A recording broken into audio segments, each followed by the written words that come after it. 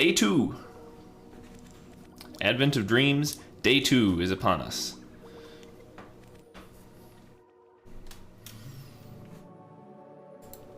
I'm actually going to share the link out to this stream in one other place before I start today. Seems to be working fine here. Working fine here. Uh-huh. I still have to work on my audio quality a little bit. I'm no audio expert. I know exactly what I'm doing. But this seems to work well enough for now. Let me...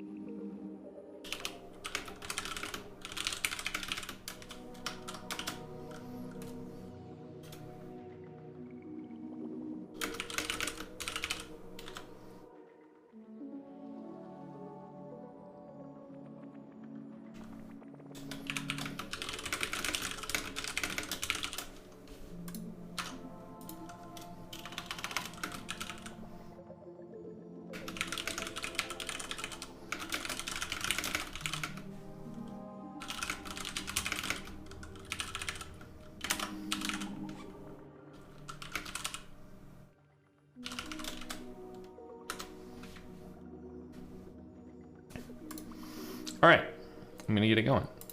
So, Advent of Dreams, Day 2. Gonna do what is surely another easy question, and we'll see if it takes me another 2 hours. So, let's pull up the problem for today. I have not seen it. Let me pull up the old display here. All right. So, Day 2, what have we here? Rock, paper, scissors. Okay.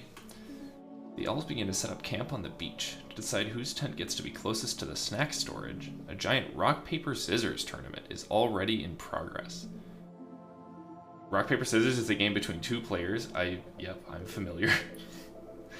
Appreciative of your help yesterday, one elf gives you an encrypted strategy guide, your puzzle input, that they say will be sure to help you win. The first column is what your opponent is going to play. A for rock, B for paper, C for scissors. The second column, and then they're gone. The second column, you reason, must be what you should play in response. X for rock, Y for paper, and Z for scissors.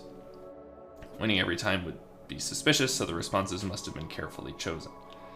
The winner of the whole tournament is the player with the highest score. Your total score is the sum of your scores for each round. The score for a single round is the score for the shape you selected. Oh dear. I'm lost. I'm already lost. Sum of scores for each round. The score is the score for the shape you selected. 1 for rock, 2 for paper, 3 for scissors, plus the score of the outcome of the round. 0 if you lost, 3 if the round is a draw, and 6 if you won. That's odd. So scissors is worth more points in this universe? I mean, I get why they're doing it, because then you've got distinct numbers that you're summing up to get a unique output answer. But it's very strange in fiction. The strategy guide predicts and recommends the following. So A, B, C, X, Y, X, Z. Okay. In the first round, your opponent will choose rock, and you should choose paper. This ends in a win for you with a score of 8. 2 because you chose paper and 6 because you won. Okay. In the second round, your opponent will choose paper and you should choose rock. This ends in a loss. The third round is a draw. Giving you a score of 3 plus 3 is 6. In this example, if you were to follow the strategy guide, you would get a total score of 15. What would your total score be if everything goes exactly according to your strategy guide? Okay, so it's really just like...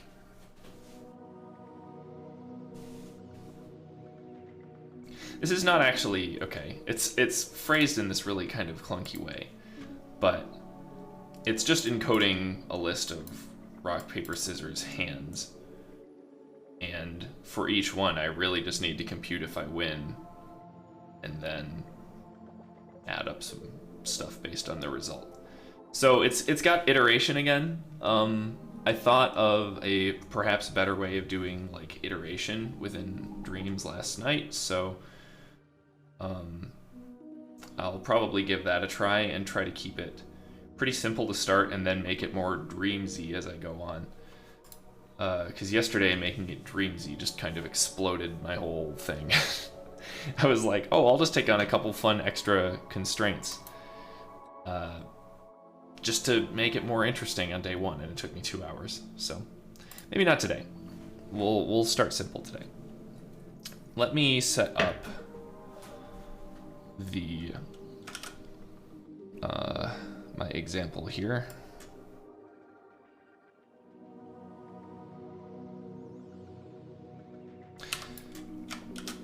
Got to get the stuff on screen so that everybody knows what the context is.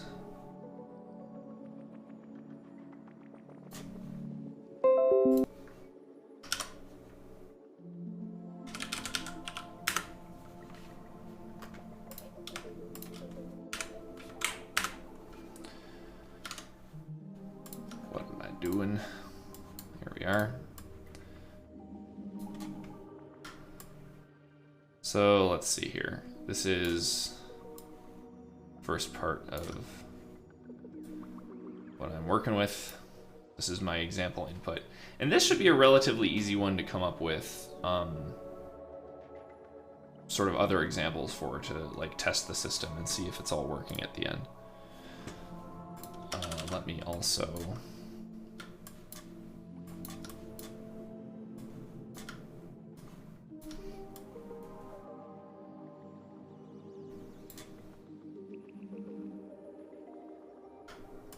how to like summarize this in a way that doesn't cover up my entire computer screen. I need people to be able to read this.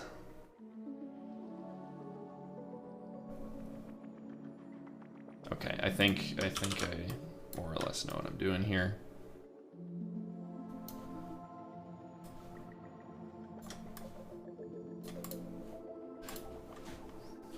Okay. That'll be covering up a bit of the screen, I guess, but oh well. This problem is a little wordy, so be it. So, let's get into Dreams.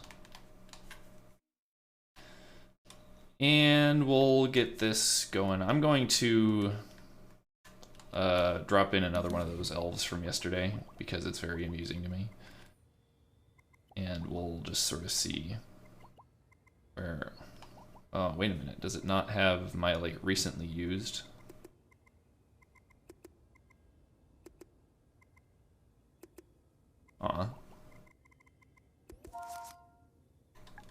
I kind of figured that it would have, like, a recently used, you know? But it was this one, so. In all his fully animated glory where he, like, looks at my character and all that. So, this is the little guy that my scripts are going to be attached to in this world. Let's start by grabbing a microchip as usual to put all of our code on.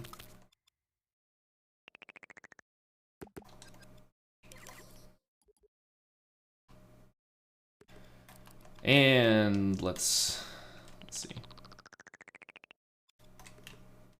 Yeah, this'll do. So, basically, it seems to me we've got I'm not going to be using letters quite the same way. Dreams doesn't really do that. So I'm just going to do 1, 2, 3 for the input and 1, 2, 3 for, well, 1, 2, 3 for the sort of what I play, 1, 2, 3 for what the opponent plays. Oh, I guess it's the other way around. I think that per the problem, yeah, the first character, the ABC, is my opponent, and the XYZ is me. So, I guess I will start by just kind of encoding my program data, as usual, so that I have something to work with. As usual with any iteration thing, I really know of no better way to do it except to have a selector, so that I can just sort of activate one thing at a time. This will be my general way of doing iteration in like any problem. And I think that for each input, I'm going to use the combiner to make a 2-number pair where I can pass in the relevant values, because that's just one of the basic types in Dreams. It's a fat wire that is essentially a vec2 if you're familiar with that terminology. So we'll start with this here. Anywhere from 1 to 3, no decimal places. 1 to 3, thank you. So that'll be what the opponent plays, rock, paper, scissors. This will be what I play in response, rock, paper, scissors.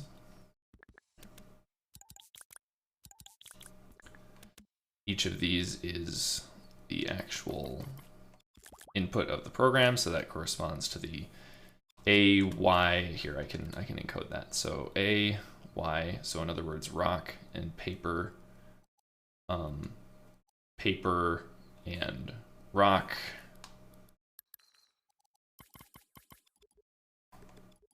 Come on.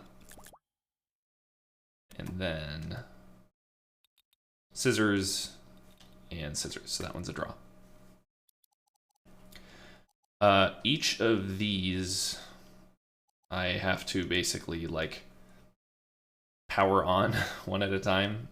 I know that sounds weird, but like the way that it's going to work when I iterate here is that each of these nodes is going to be activated when a corresponding part of this selector is activated.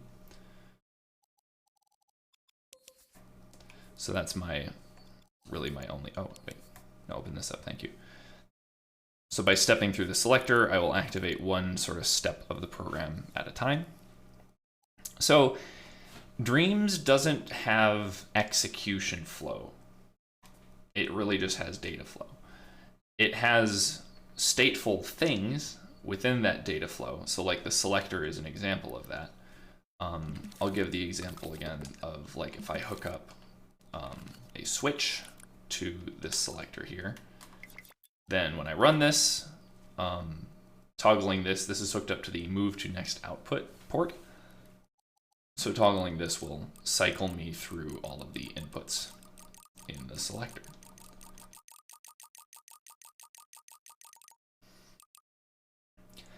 I ran into an issue yesterday where like I was getting like some off by 1-ish errors where like I was stopping too soon. There were like, you know, I was sort of using the output from a particular state and also moving on to the next state like on the same tick, and things were getting kind of undefined, and I had timers to try to suss that out. That all sucked. The idea that I came up with after sleeping on it will maybe be a little better. So I'm gonna try using a signal generator here to actually sort of, I want basically a clock of sorts that will like allow me to step regularly through this. Trying to set it up with explicit signals and stuff is just really odd and leads to problems, I find. So what I think I'm gonna do is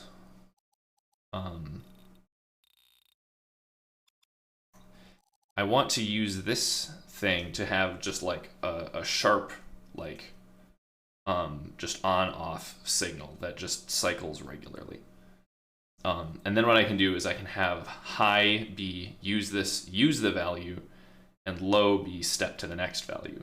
Use the value, step to the next, use the value, step to the next. So I never have that confusing situation of using a value and stepping to the next one at the same time. And I can start it out real slow, this sort of clock that I'm using to drive the computation, and then speed it up when I want to actually like run through a larger program more quickly. Not that I ever will be running through a larger program, because I literally have no way of importing the actual Advent of Code file. So what I'm curious about is if there's any way to like make this sharp.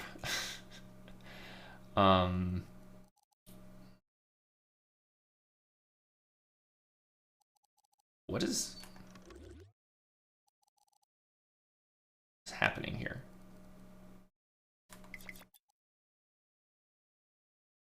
What is it doing?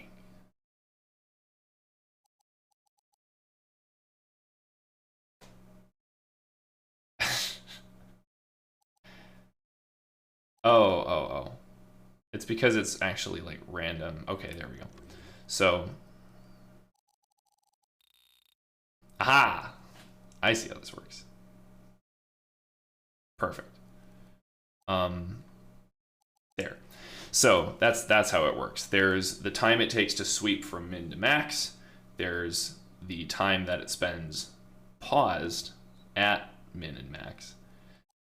And then you've got like randomness on the output if you want. It's odd the way that it's showing this to me, because it's like randomly picking values in an entirely non-stable way, which is really odd to me.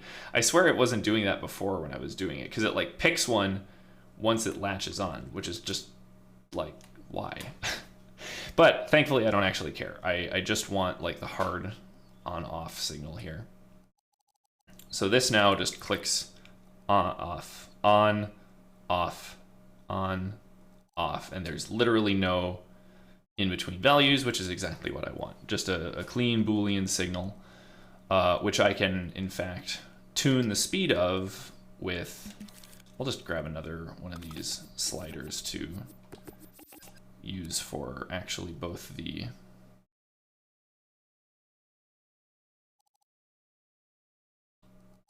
Huh? Why can't I set this? Huh? Dreams? Dreams, what are you doing?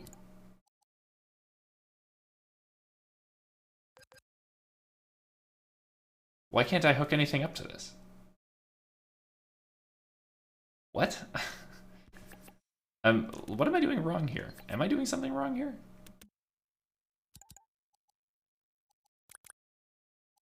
Oh. Well, there we go.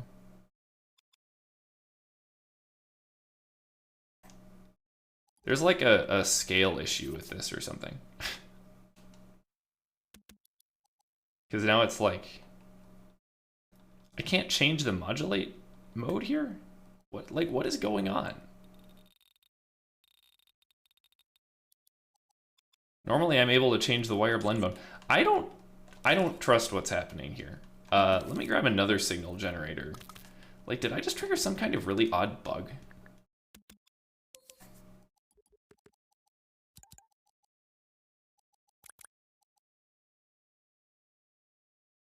Now it's overwriting. Okay, I think the signal generator might be actually broken. I mean, it's obviously doing the right thing, which is great and all.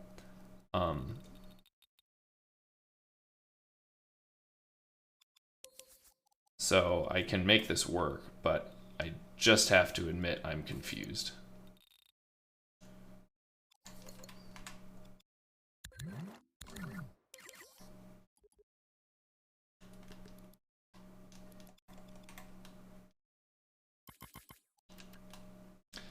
All right, back on the graph with you. There we go. So this is going to be the clock that drives my iteration, and because it starts high, I'm going to have high be use the value and low be, what am I trying to say? High is use the value, low is step to the next. So that basically means that for the step to the next part, that would just mean that I pass the signal through a NOT gate, and that goes into the next output thing. Annoyingly, oh no, let's see. It might be because the switch is high. Yeah. So now, yeah, this'll step. I can speed it up if I want for faster computation later, but I don't want to for now. As for using it, that's where I am going to consolidate all of these values together into a single node that I can power on and off using the output of this thing. So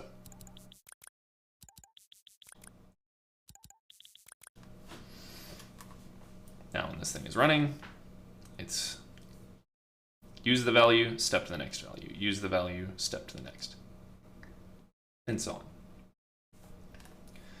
So this seems like it should work pretty well, because now I can expand this to actually, like I said, use the value for something. So I'm going to start out, I'm going to use a global dreams variable here. I'm not going to jump straight into the memory cell thing that I was doing yesterday because I want to get a simple thing working quickly. So this is going to be my score per the problem, where there are points assigned first to what I pick and second to the outcome of the round. Which, I mean, assigning points to the thing you pick is nonsense, but it makes sense for the problem. Just to be able to verify that the problem works. Oh, you know what I don't have in my output here? The, or in my preview, I don't have the actual expected result. So that is less than ideal.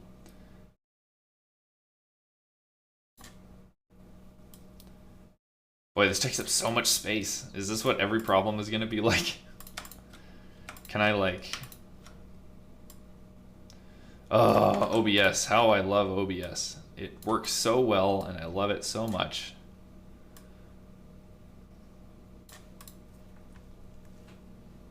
That's probably unreadable for stream viewers is the problem. Oh well, we'll stick with it for now. So my score, I'm gonna say the minimum value is 0. I really want a little more space. Minimum value is 0, maximum value doesn't really matter. So this is our score, and we can be modifying this as we go. So calculating a single step of this is really not that hard.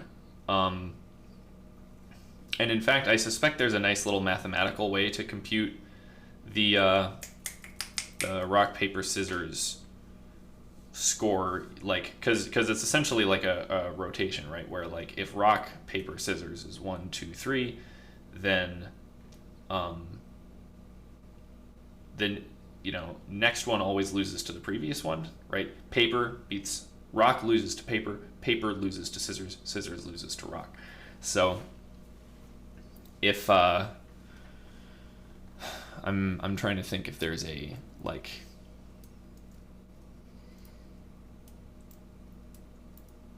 real nice way of encoding this. I think that you could basically just add 3 to...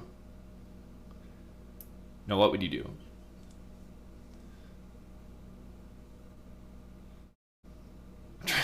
I feel like I should be able to do this. If it was 0, 1, 2, then we could have mod on our side to help us out with this. But I guess what I never have done well with these like circular sorts of problems. Let's start by unpacking the score at least, or the node that we're going to be using. So we're gonna have 2 numbers now, 1 to 3. I could switch it to 0 to 2 if it does in fact make the math easier.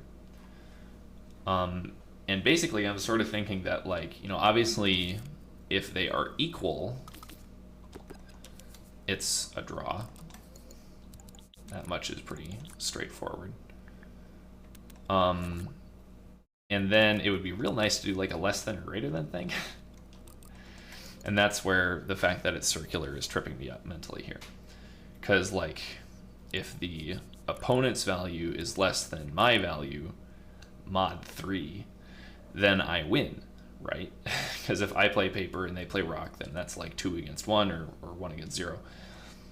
And I win. If, on the other hand, it was greater,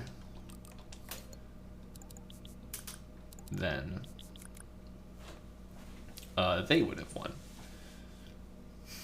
And each of those would have a corresponding point outcome. The problem is that I'm just forgetting offhand how to do like a nice, like, greater than, like, to do this thing mod 3.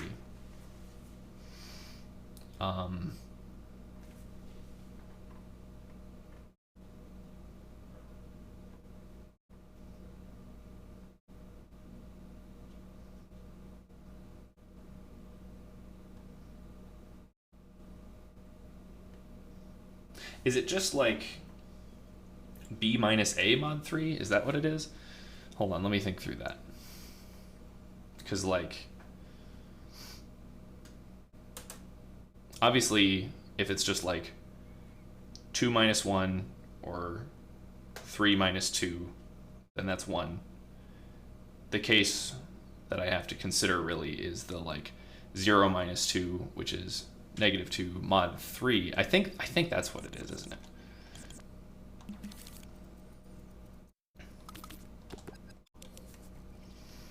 I'll be able to play with this interactively and figure out the exact behavior and see if I'm right about this. Let's grab this and make it modulus, or remainder after division. Set this to 3.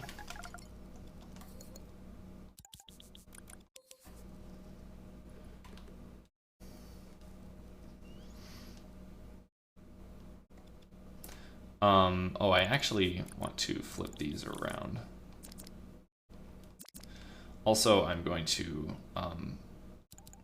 forcibly power this on for now.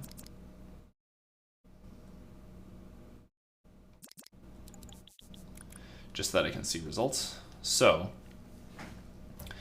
this currently is, I play paper, they play rock. That gets me 1. Obviously, if they're the same, it's 0 regardless. If I do this, then it's 2. If these are both shifted up, then I still win because the output is 1. The tricky case is this, but that is... No, this is wrong. Do I have to...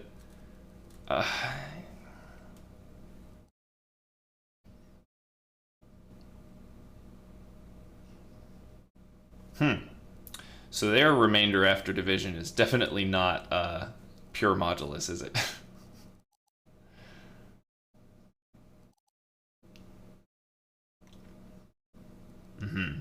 So this is my problem, I think. I think normally that would work if this were like a normal programming language, but this isn't. So if I grab another one of these value sliders and just, well,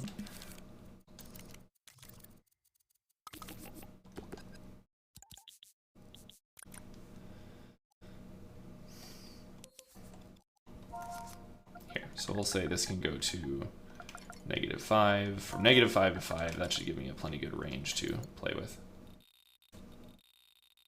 Yeah, so it's symmetric.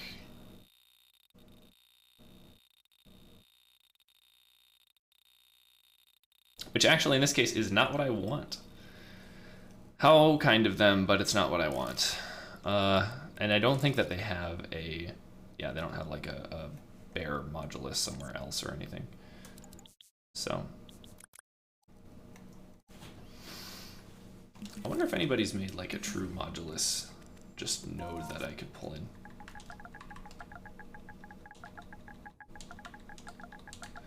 Obviously I can remake one myself just fine, but oh my god, there's no way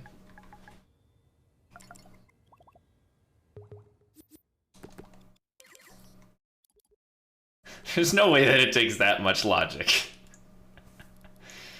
Well, maybe. Let's see. What's the competing implementation here? See, that seems more reasonable.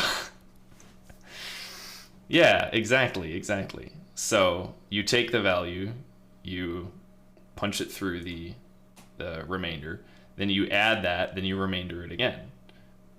Yeah, so that flips the negative, so that clamps it to the negative range, then you add it, then you clamp. Yeah, I mean, this is exactly what I would expect. So this one can get out. This is the modulo that I actually wanted, so that'll do.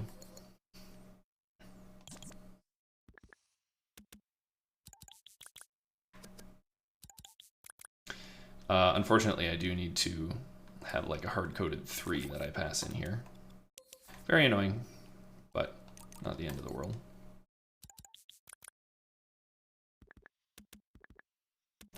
And let me, in fact, preview the output here. Yeah, so now it's 1. Now I think that it is 2 whenever I win, or no, whenever I lose, because this is like paper versus scissors, right? Like I play paper against scissors. That's a 2, therefore I lose. If they're the same, what? Hold on. There we go. The minimum value on the output was wrong. So it's 0 or 1 or 2, where I'm pretty sure 1 always means that I win. Yeah, so let's just step through cases, right? Rock versus rock, 0, tie. Paper versus rock, 1, win. Scissors versus rock, 2, lose. Rock versus paper, 2, lose. Yeah, I mean, this is working, so.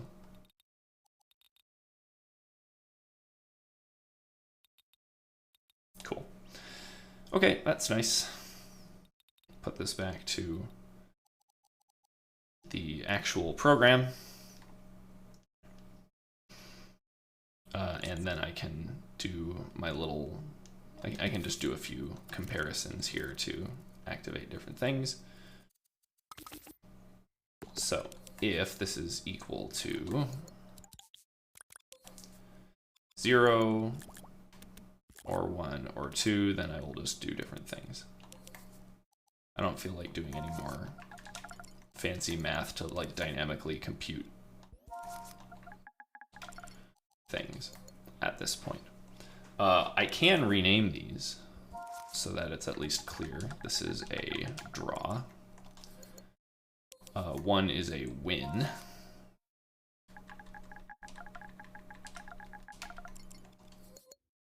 And 2 is a lose.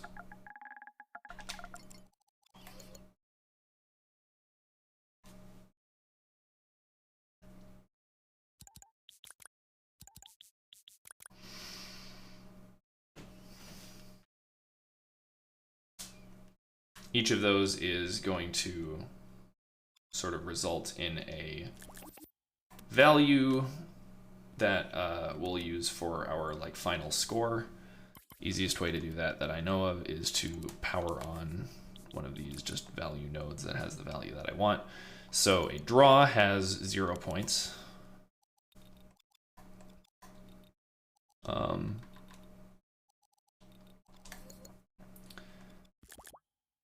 A win has 6 points. A loss has, or no, what am I doing? A draw has 3 points. Got that wrong. This has 0.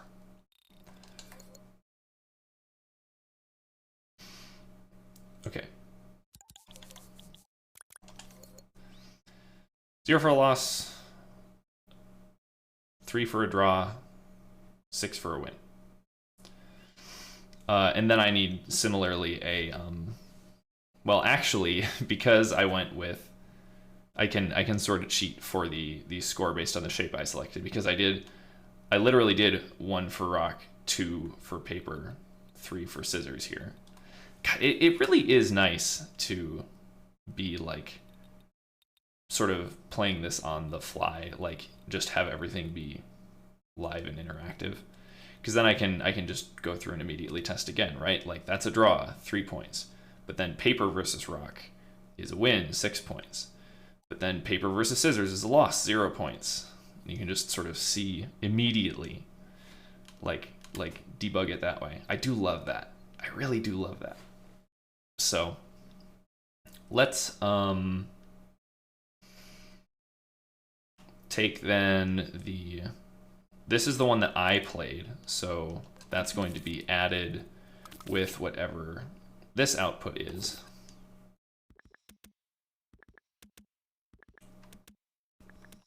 To make my life a little easier, I'm going to wire these together, into a note that's called like, I don't need to name it. I don't think that this is going to be big enough to matter, but I'll consolidate these results into a single node just for easier wiring. That gets added together with what I actually scored. And that gets fed into a variable modifier that will add this value to the score. And I can even just use this add mode, very convenient. So that's the number that goes in, and I will power this thing using the same like output from this signal that just indicates, hey, power on. So 8 plus 11, 8, 11, 14. Oh, that's not right.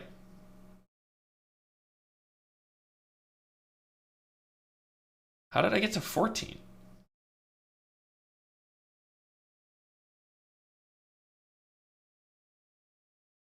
I guess the real question is, how did I get to, let's see here. It starts out at 8, so that's all good and expected. Wait, is it starting out? Yeah. Yeah, so now it's cycled to the next thing. Now, for some reason, it computed a draw for this round. It was supposed to be a loss, was it not? Am I crazy? How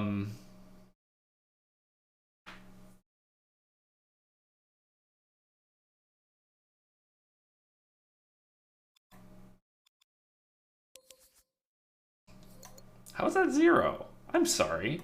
What exactly are you doing here? Is this not... Okay, what? Is this even working? I've got...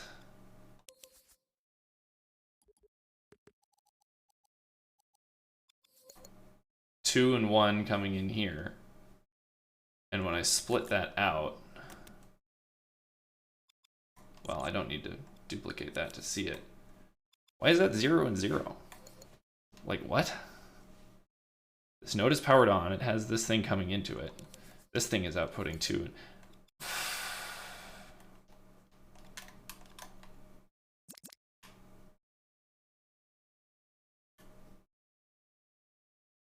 Wait, what? Yeah. Yeah. So this has one coming into it now, which is what I wanted to see.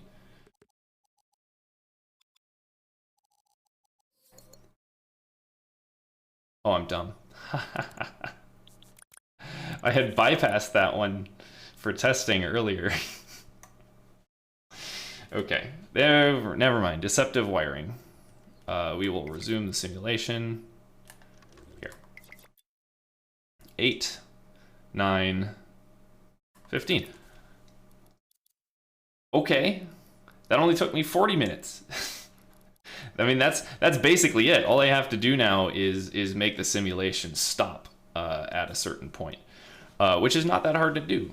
I can probably pull out the... Well, I should make like a new version of the quote-unquote iterator that I did. But then I would also like to perhaps spend some time tonight making it dreamsier. We'll see. But that's already great. I mean, that already got to 15. The problem is that if it keeps playing, then it keeps going. It doesn't stop. So that's no good. Let me save a version of this quick, though. This is a scene. Thank you very much. Definitely a showcase. I don't really know. It is Advent of Code 2022, Day 2. And the problem name specifically is rock, paper, scissors. I actually can't see the keyboard.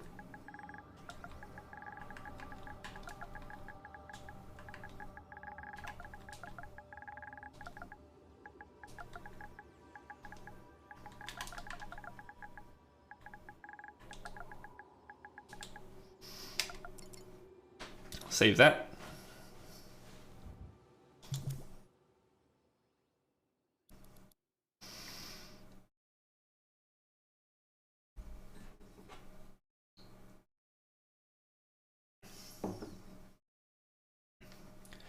And what then can we do to sort of pull out the program part? Well, no, first things first. Make it stop.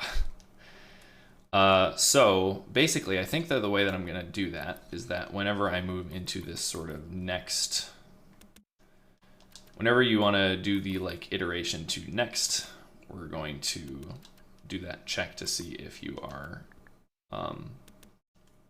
at the end of the list here, and if so, stop. So we're going to have essentially another selector that is sort of the global state of this thing here, where it's like active or not. And only when we are active are we going to be doing like any of this.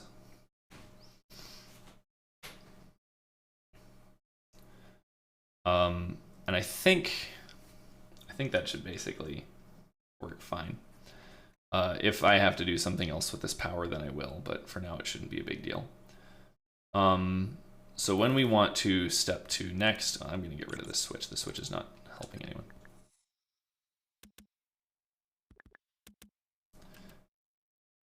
If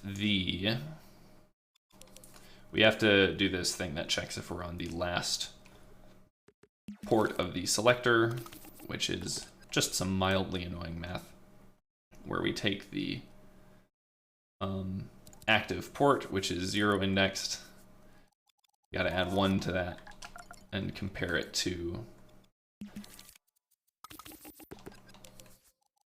the total number of ports, which is, of course, a count.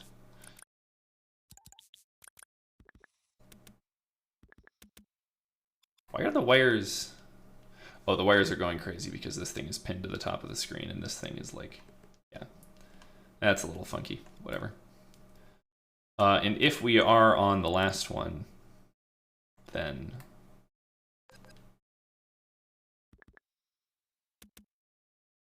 we need to do an and here. So if we're trying to iterate to the next and we're on the last version of this thing, then power down.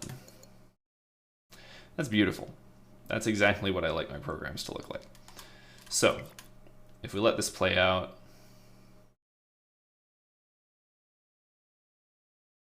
that didn't work at all. I forgot to do something. No, I didn't. I wired up the wrong selector. That is cool. I was supposed to wire this one up.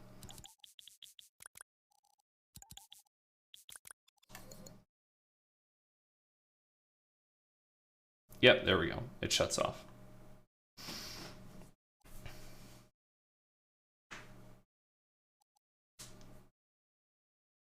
So if we restart it, we should see it.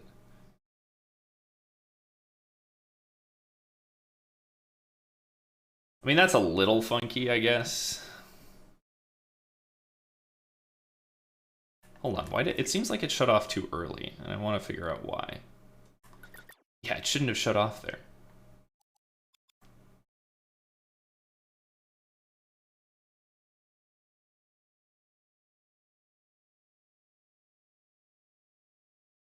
Because this is the signal for move to next. And this is the signal for at the last index. So therefore stop.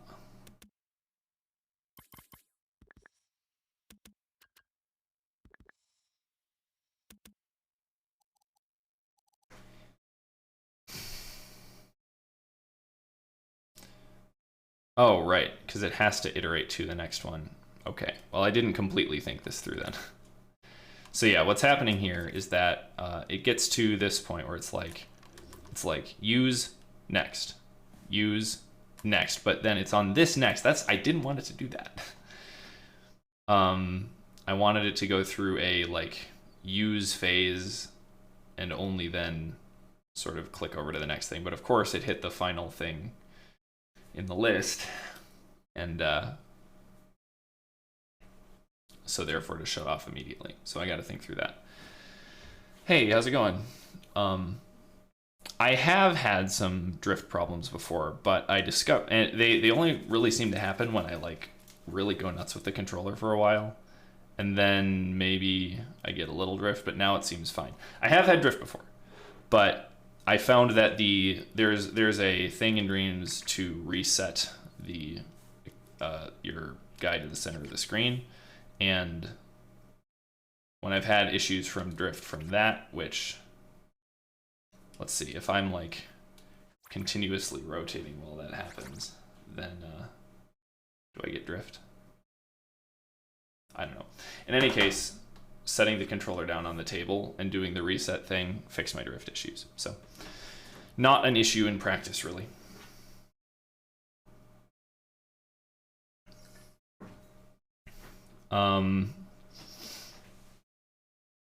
This iteration nonsense is so annoying.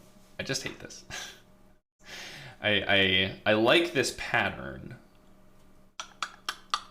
but it is still just like very frustrating to me that I can't get it to actually like stop when I want it to stop. Did you try setting it down on the table when you did the reset and just like letting it sit there for a second? Because that is the only thing that worked for me.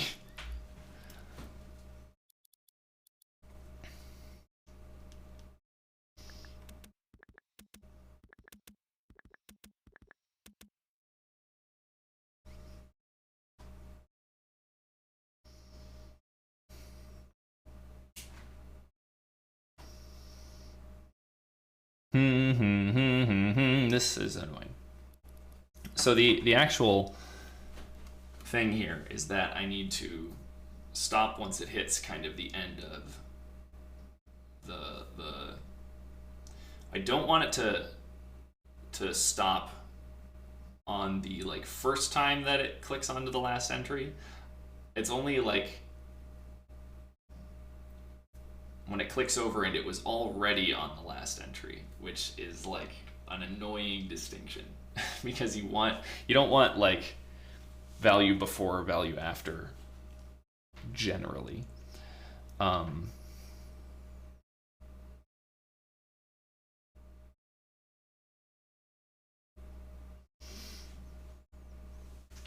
So yeah, let's see. I think what I might end up doing, it sucks, but I'm going to introduce yet another selector to this, and I'm going to bundle this all up into a common thing that I can use in future dreams. So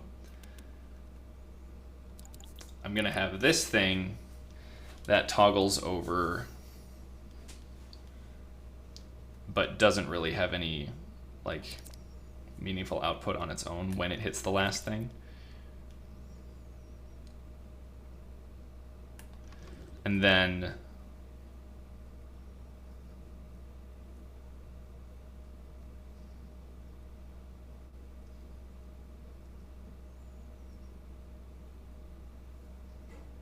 do I need like 3 phases to this thing?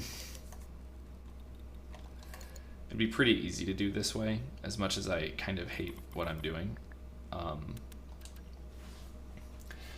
Where this first phase is like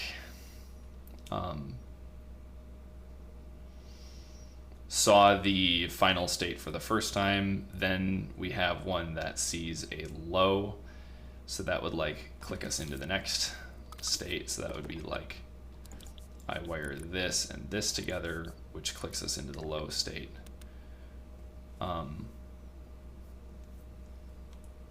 Except this'll trigger immediately, so that's definitely not what I want yet. Yeah, and in fact, there's like really no reason for that intermediate state.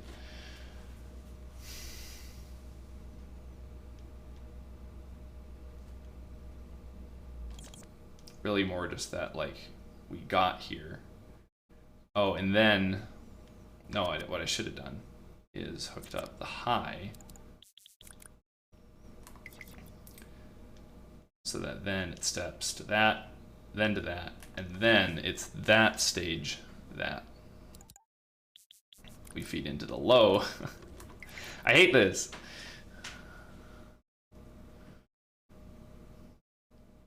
But it does what I wanted it to do.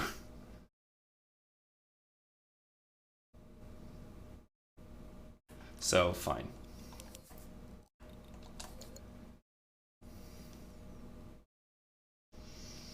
That'll be able to bundle up into the next thing. And I really don't need that then.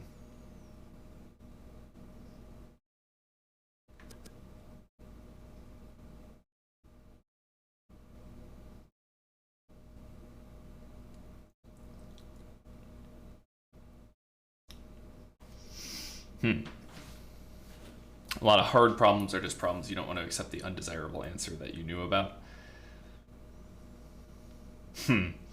What sort of problems are you dealing with that are hard in that annoying way?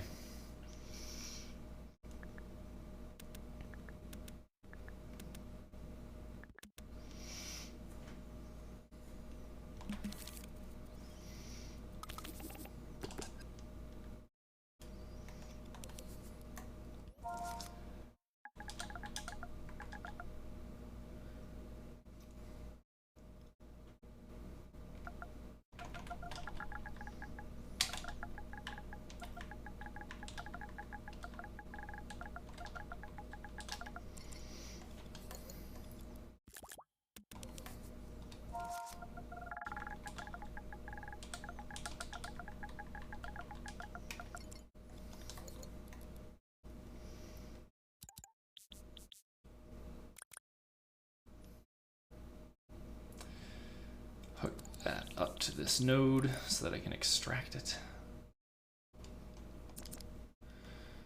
Same with this.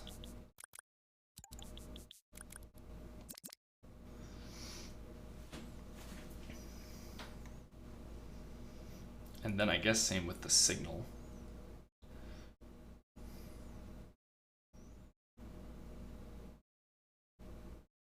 But actually not. I'm gonna have the signal generator be inside the thing.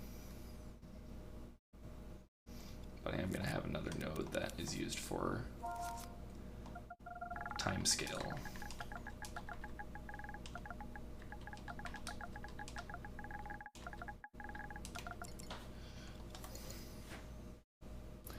Graphics related problems. How do you set something up that can have random bits of rendering functionality?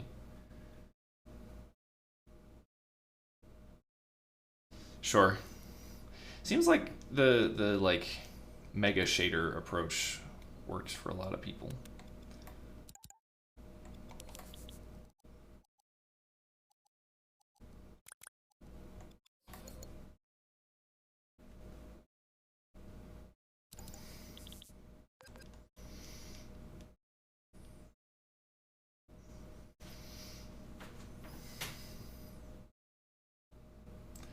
So what does this represent? This represents done. Also, I really need to like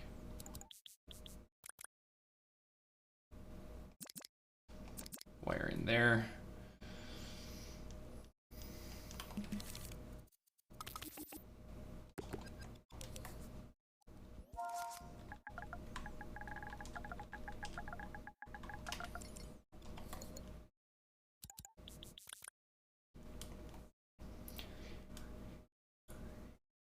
And then I just need use and next, basically.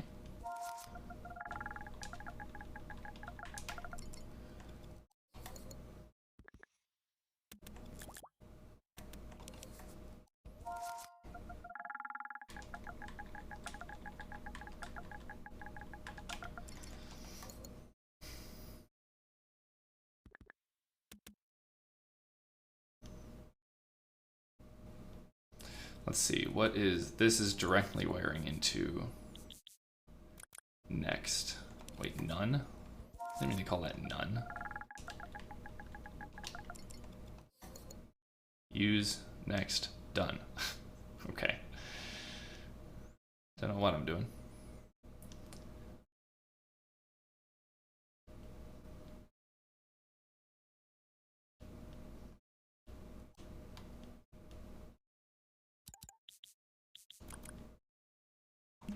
All right, package this up into a little node I call iterator.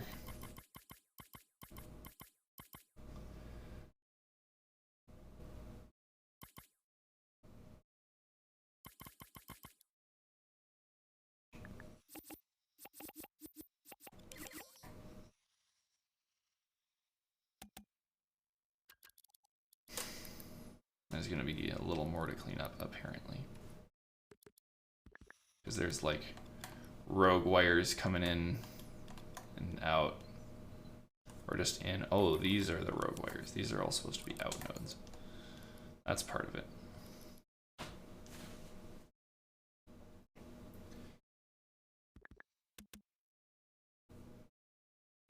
And then I think I can tidy up some of the specific logic here. Although I feel like there's one other thing coming in right now. Also, there's nothing wired up to this, right? So what does it have? Well, it has 0. That's not really what I wanted.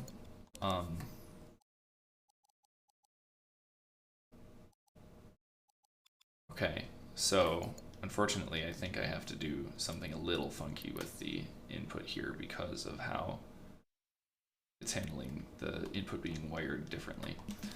Let me grab a value slider with a value of 1 here. So that if the input is not wired... God, this sucks. Why can I not just pin the thing on the thing? It's baffling.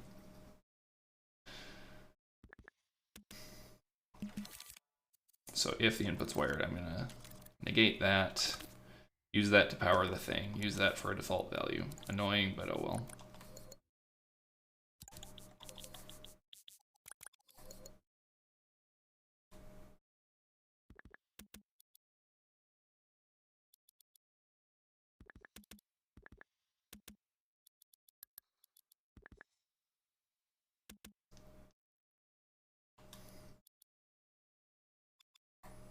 Because then if I actually do wire this in,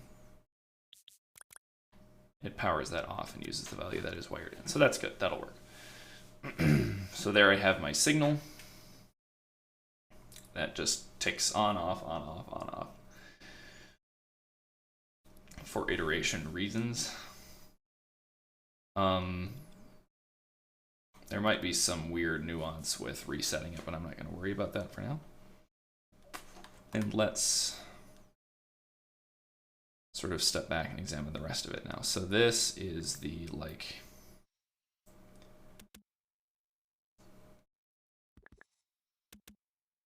the bear signal is use. The raw signal is next, which is what you see naturally here. Also, this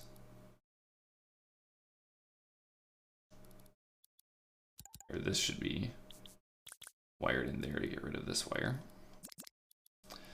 There, tidy things up slightly. This selector is, I guess I can rename this like init, what would I want to call this? It really doesn't matter.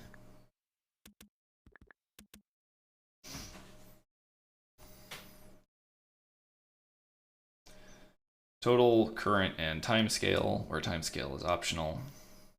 My only thing is that these should really not be ever active while this is active, so I think I'm going to have this power down these two nodes. If we're in this final state, oh.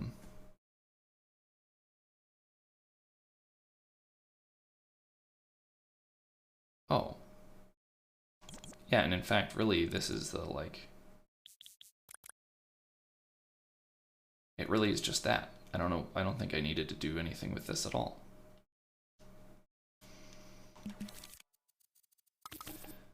So when we're in this state, then we're just gonna power off these nodes to make sure they don't output anything. I feel like that's the easiest way to achieve this.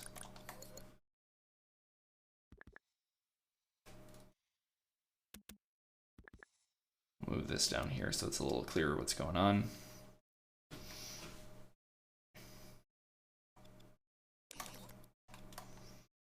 This is now my iterator. I guess I should rename it to iterator. I named a thing yesterday iterator, but this is the better iterator. When iterator is done, then we'll kick into state B here. That's kind of the intent of that done port. It has an internal signal generator now, which means that I really should just be wiring the use signal across to the ports that the signal generator is currently on, which is, I think, only those two things. And I can wire this into my timescale.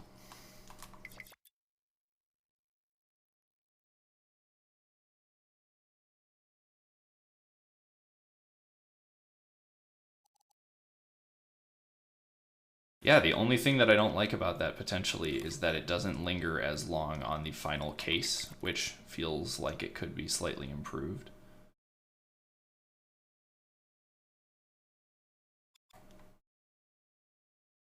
Because it does kick into the done state, but like only after a single pulse, which is not my favorite.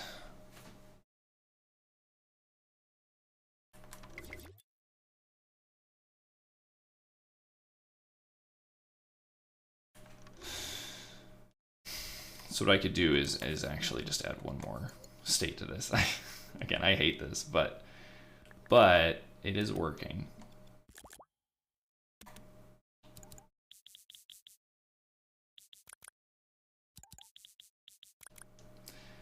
And we'll wire this into these two cases.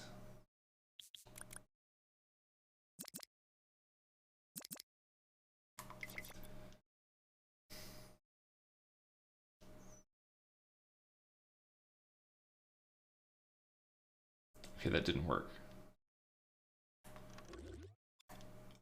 Probably because I didn't wire this into that.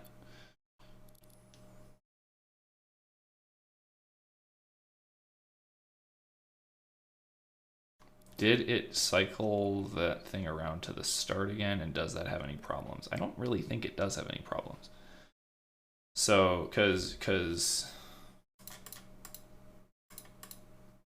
15 was the desired outcome. I mean, I think it's working here. I mean, this is the value that I'm looking at.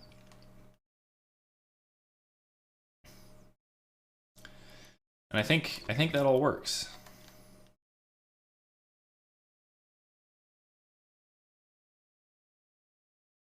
Those can keep cycling all they want, doesn't matter. Okay, that seems pretty good. And can I speed it up? Yep, I can. Nice iteration, nice speedy iteration.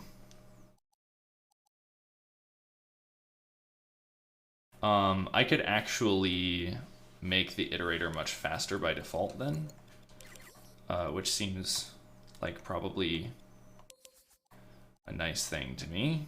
Although it's doing overwrite. Oh, so that's not the time scale at all. That's literally just the time.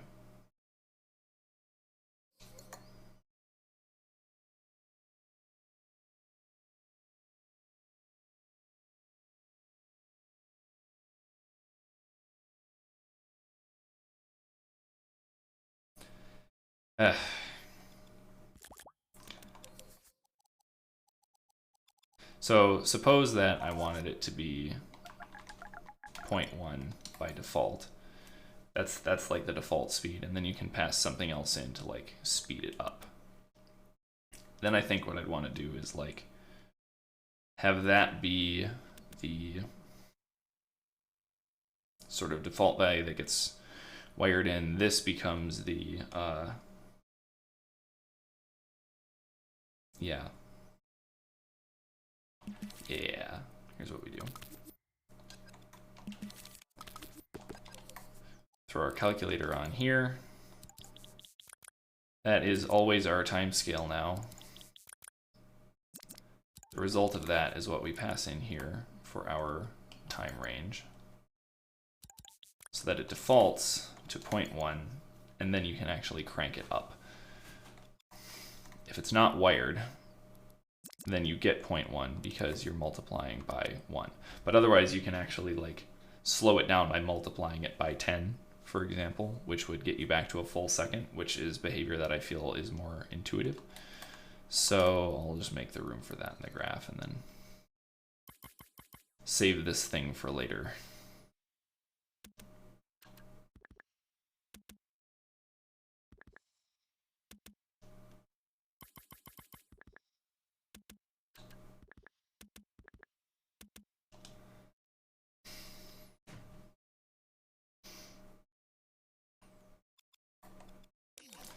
Because now it should go fast by default. But if I change this slider to have a max value of 10,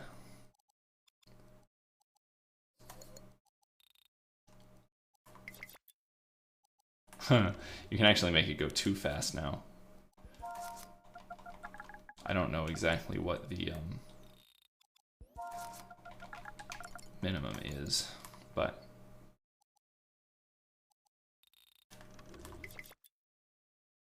yep, now it's the 1 second tick, tick, tick. Nice. Very nice.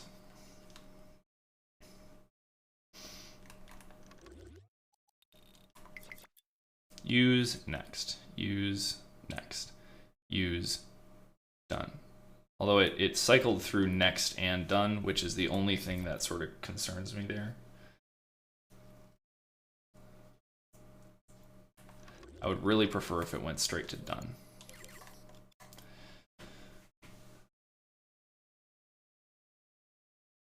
And why does it go through next first? I guess because it on one tick it like sets the selector to the final state, and that happens before it actually powers things down. That's not ideal, actually. Minimum tick time decided by thermo. I mean, I don't know. It probably is just a matter of like whatever the frame rate of the game is determines it. I mean, it's probably just a DT sort of situation, or if you go smaller than DT, then like who knows what results you're getting, right?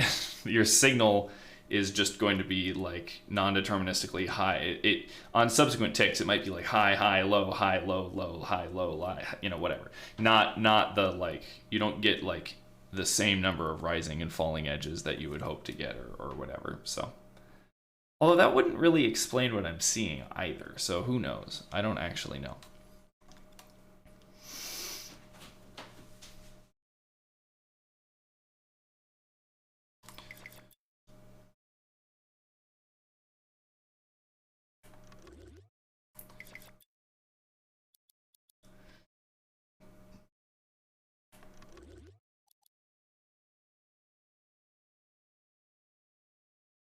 Let's see. When it ticks to state C, what is that state again? So in this state, hey, how are you? I am making a little iteration helper thing because advent of code problems often need to iterate over a list, which is just a thing that is hard to do in Dreams. So I'm trying to set something up that will basically sort of go through this. The pattern that I want it to go through the output of this node, I want to be, basically the ports on here are use, next, and done. That indicate the stuff that you're supposed to do. So I want it to go, there are 3 things that we're iterating through here. And so I want it to go use, next, use, next, use, done. But it goes use, next, use, next, done. And I want to get rid of that extra little use in there. I think what is probably reasonable is to not use an extra selector state for that final state. I paused it too late. So when we're in this state, this is currently outputting the final use. And I guess the issue is that when this thing goes low on the same tick, that both triggers the change to input D, the final like done state, but also outputs to next here. So I feel like what I actually want to do is like, I kind of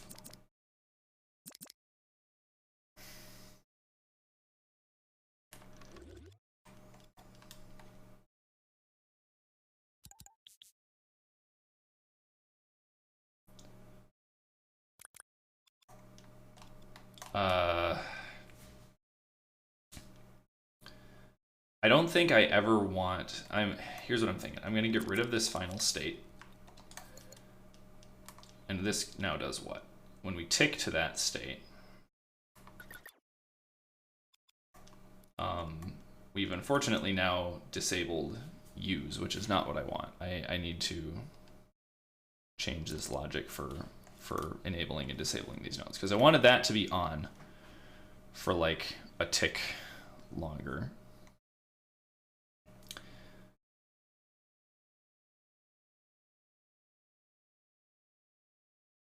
It is kind of nice to have the next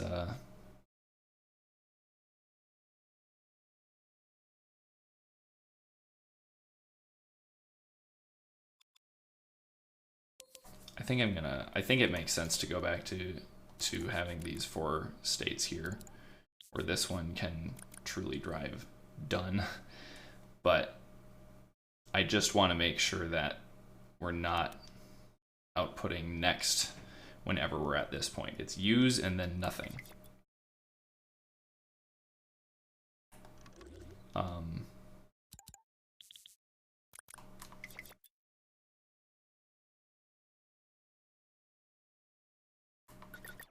I think that did the right thing with respect to next. Let me restart and see if that's true. Use, next, use, done. The problem is that it's going to keep pulsing use, which is wrong. So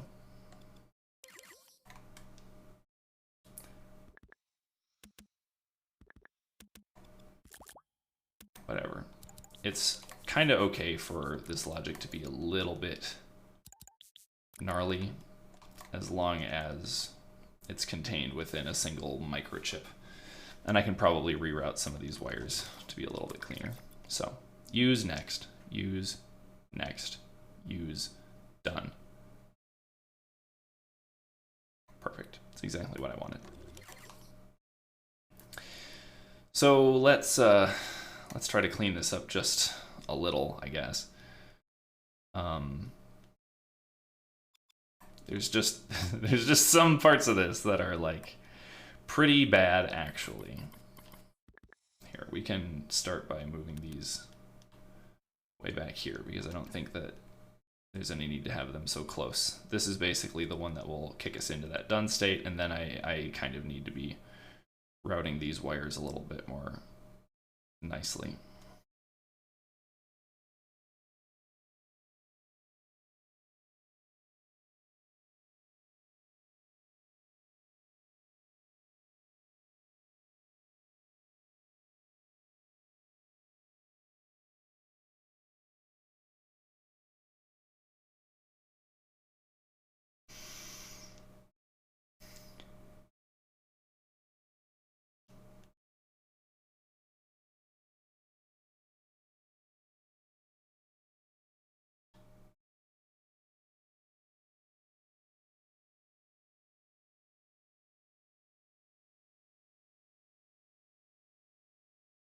You know, something like this.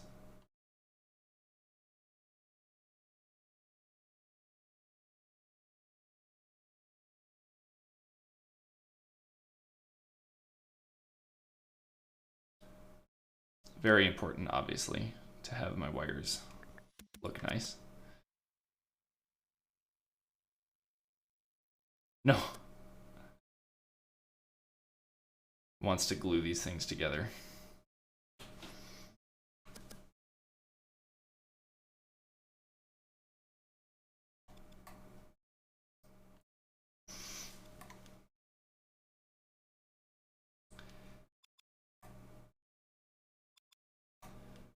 Yeah, and now it's really just this signal that is sort of hard to read.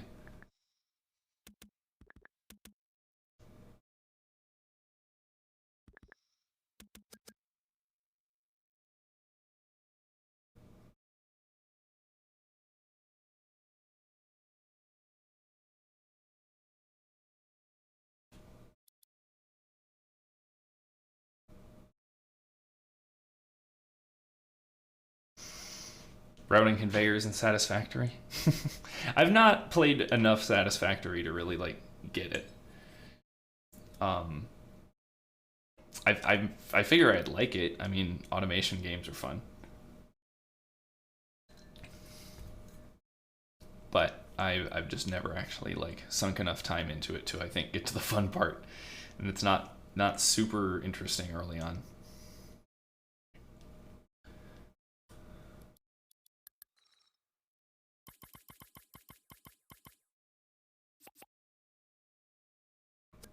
No, don't do that. Thanks.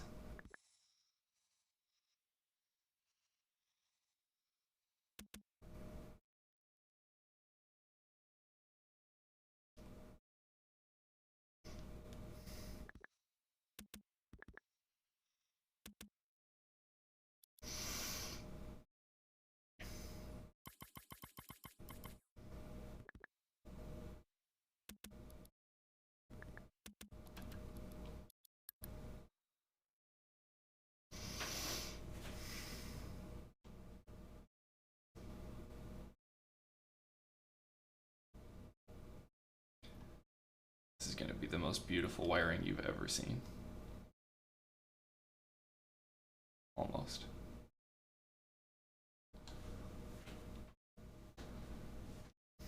That'll do. It's still maybe not ideal. Oh, I can do that. There we go. Now it's like perfect. All right, that's enough obsessive wire routing for me. No, I am not an electrician. I am just somebody who likes neat and tidy lines. So let's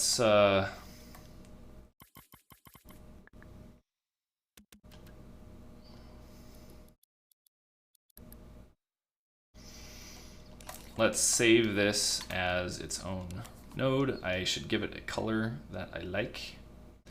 What's a good color for an iterator?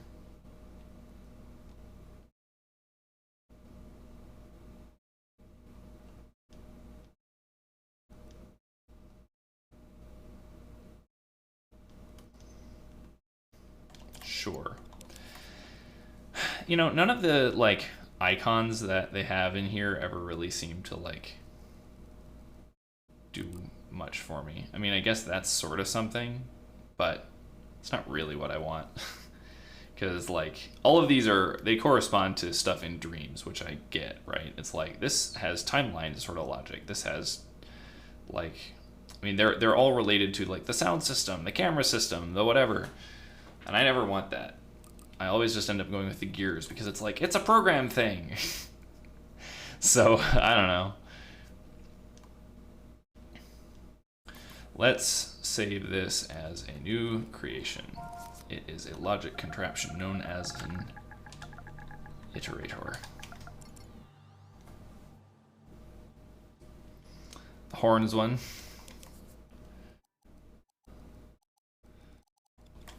Honk. So this steps real nice through the problem.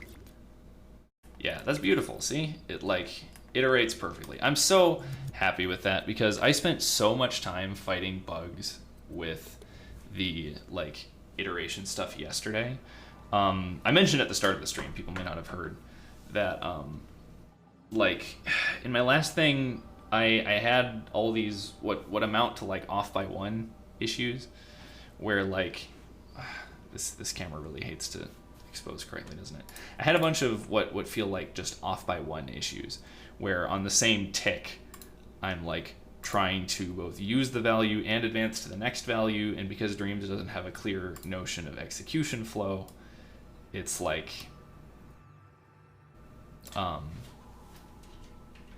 it's just generally not actually giving me what I want out of that. It like sometimes clicks to the next thing before I use it, or it'll advance between states too quickly for other stuff to run. Like everything in Dreams works better when you have a little bit of like buffer time between things. And so that's why I'm happy now that like the signal generator that just sort of generates steady pulses, just up, down, up, down, up, down. Clear delineation between use the thing, advance to the next thing, mutually exclusive states there. That actually gives the behavior that I want. And no confusing timer resetting. The signal generator does that more elegantly. So yeah, that is pretty good already, actually. Although it doesn't.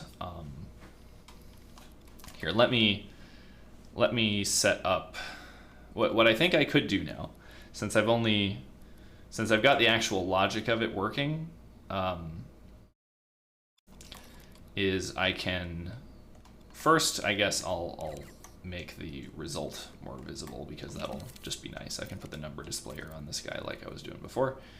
But then after that, I can actually set up two elves across from each other and do some animation stuff instead of just the pure like signal generator on off, which I think should be fun. So let me start by just feeding the score into the number displayer. And the number displayer, I can do the dance to get it to show in the scene. The dance I love to do. There it is. And always face the camera because it's the only reasonable way to do things. Make it bigger.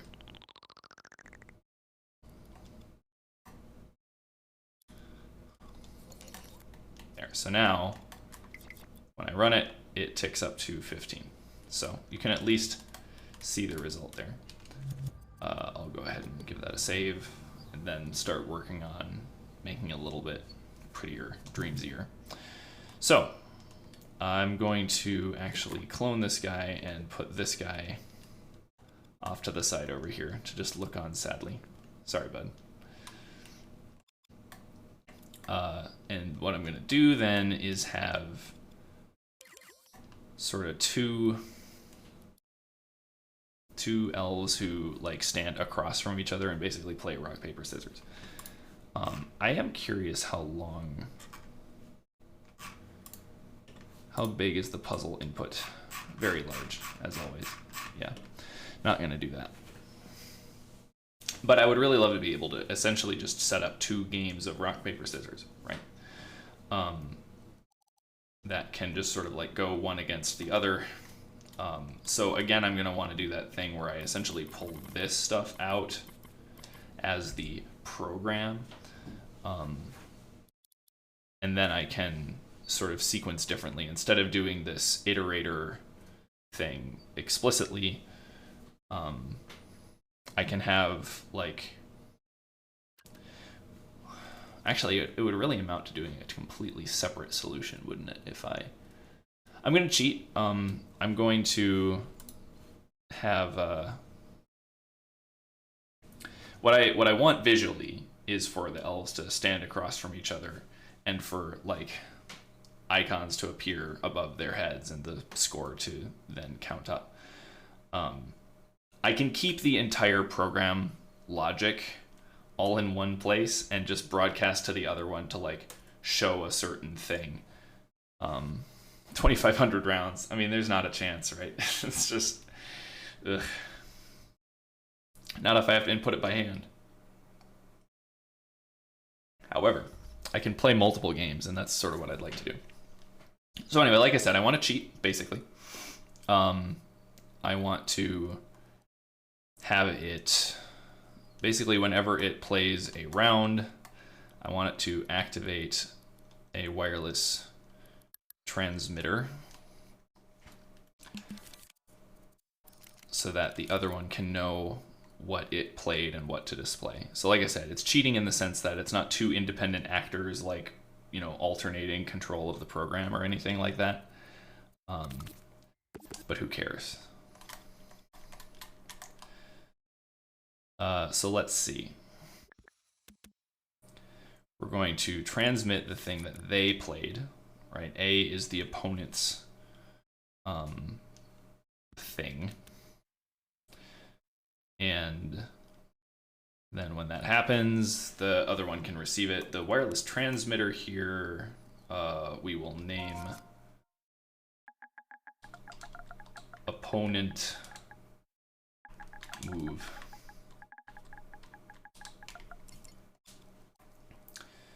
I really don't know what that scope thing is, and I should really figure it out someday.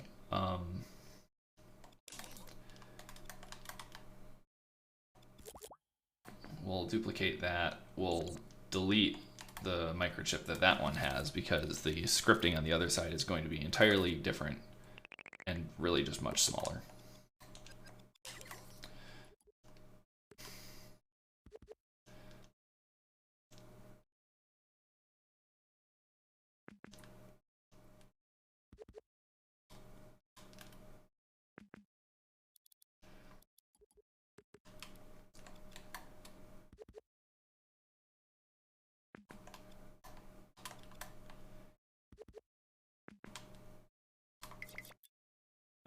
Of course, they're both going to look at the imp here instead of at each other. I may have to change that, but they are kind of lively right now. So I kind of like it for that. So what I can do, for example, on here is I can grab the wireless receiver, set it to just be everywhere because I don't want to deal with collision reasons. There is no reason.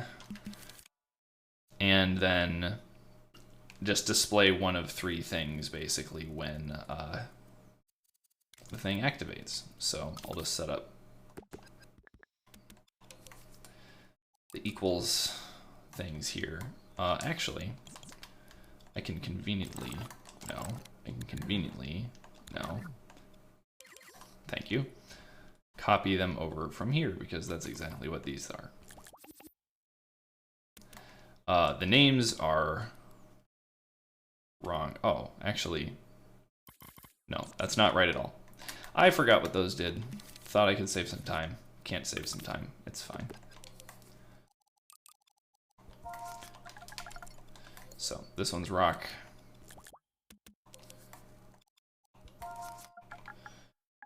This one's paper.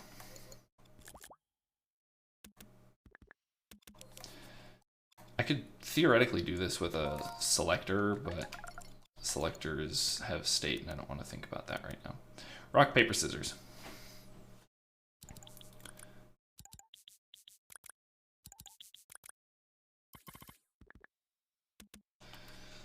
And each of those can then activate something that like displays the rock, paper, scissors.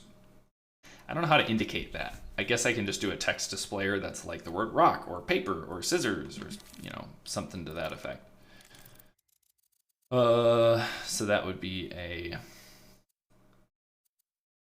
text displayer, I guess.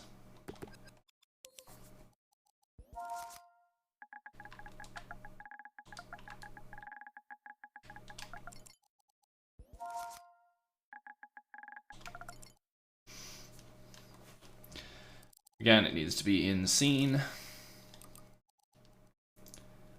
Oh gosh.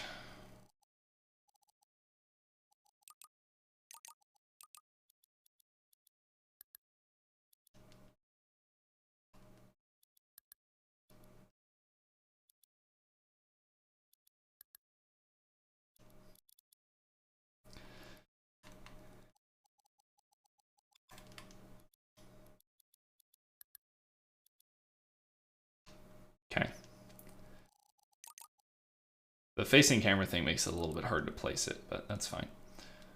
Rock. I don't want to start text, I just want to power it on and off.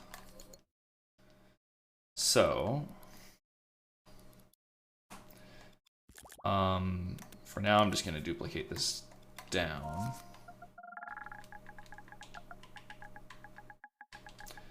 Paper. Oh, we'll power that the same way.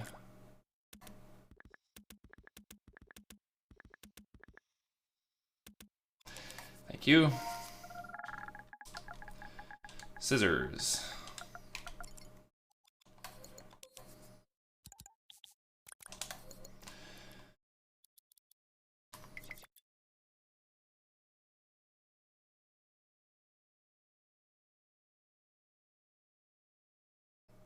Yeah, that's doing the right thing, because that is what the opponent is playing. They are playing rock, then paper, then scissors. I could change the results and it would be rock, paper, rock. Excellent.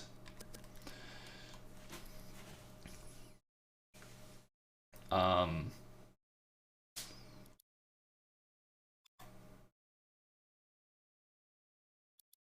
actually curious. What does the start behavior do? It's like, does it type the text out? I totally forget. I feel like it does, and I really don't want to do that. Yeah, no thanks. I could do, you know, like a sort of appearing animation where it like bounces in, but that's more work than I want to do. I really don't feel like doing that. I'm going to duplicate these 3 text displayers over to...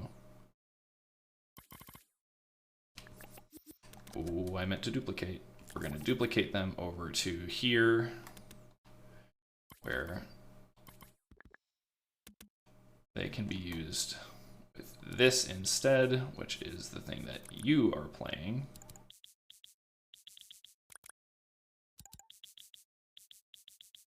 And these might be displaying in kind of the wrong place. No, that actually is fine.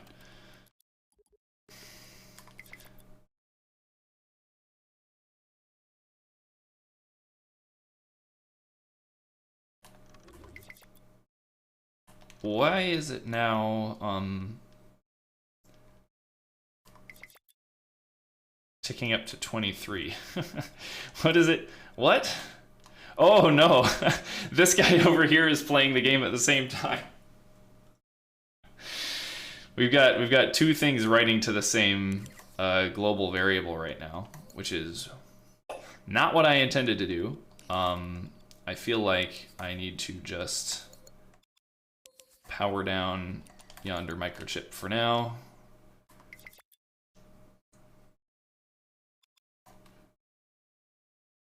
That works.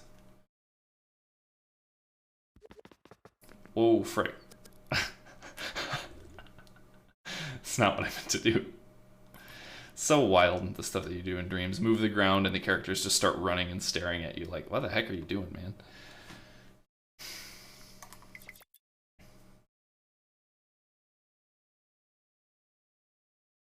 Yay! So let's save this again, and in order to make the game work a little bit better, if people just go into like play mode, I'm going to actually add a camera to it this time. Let's see, how do you do, yeah, so this is like flying the camera around.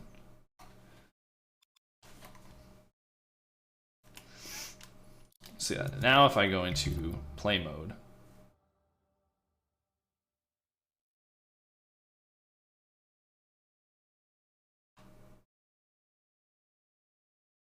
huzzah.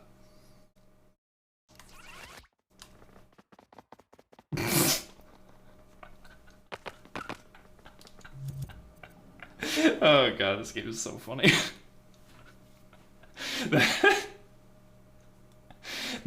That's how you do advent of code. I need to make this like a snowy scene or something. Somebody's, surely, I could totally do that. Somebody's made like a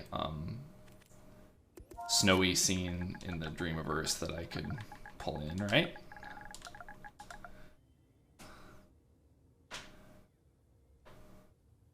Ooh, look at all this good stuff. Look at all this good stuff. Oh, that's enormous.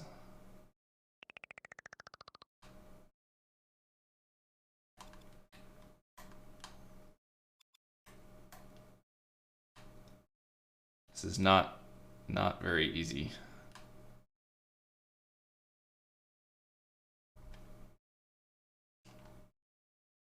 No, don't rotate that way. Dang it.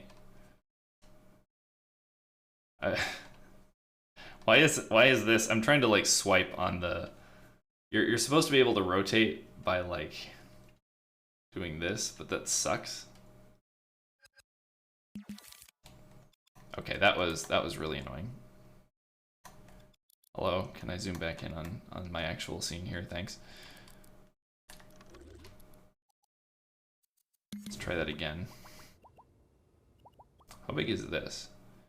Well, that's the one of the like media molecule official things, but I kind of liked how these snowy rocks were looking. If only I could have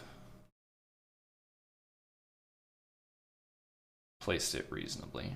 Let's see.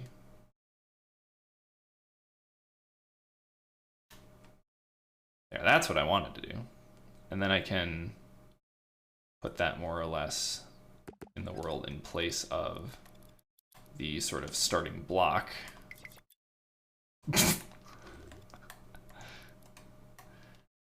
And then I get a nice snowy scene, you know?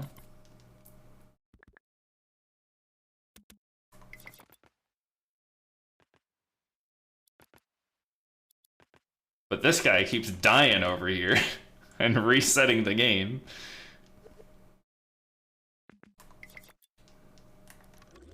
Okay, so now if I go into the play mode.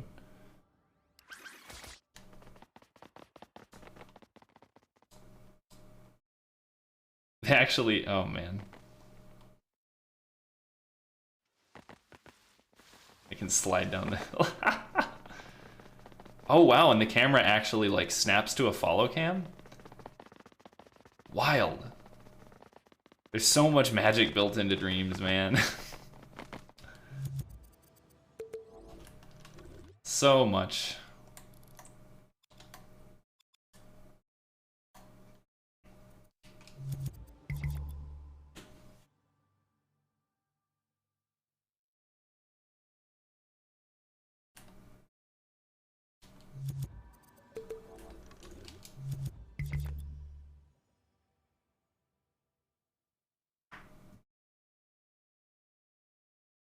I need to actually slow it down, I think.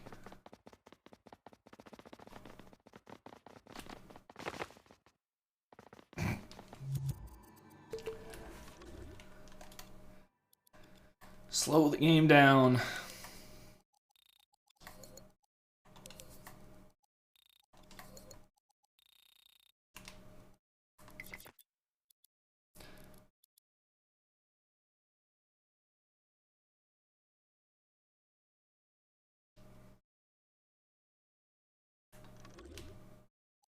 And I think the other thing that I should do is delay the start somehow. So I think all that probably entails is I can add a timer at the beginning here, which can just wait like,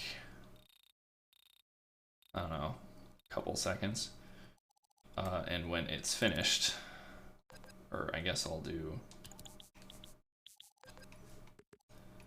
the steady version of when it's finished, we can turn on our iterator. So this shouldn't start the game then for a little bit, but then it'll go.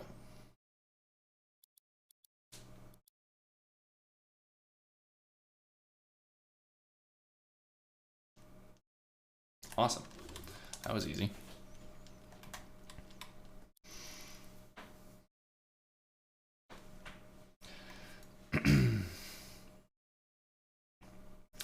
I kind of now want to like make the scene prettier. I saw a snowman and stuff. I love being able to. I love that there are talented people making amazing sculptures that I can just pull in, you know?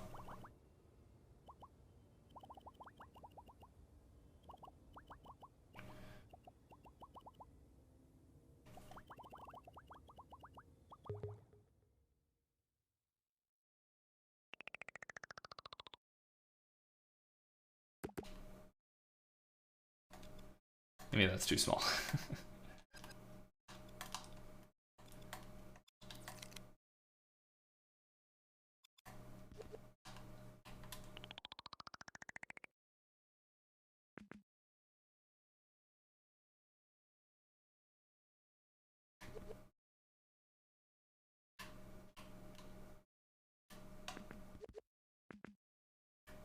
He doesn't look very snowy.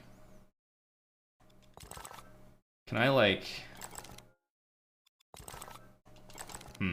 There's not actually a lot that I can do about that because of the way that they sculpted this thing. It's kind of not ideal. What do the other snowmen look like in that regard?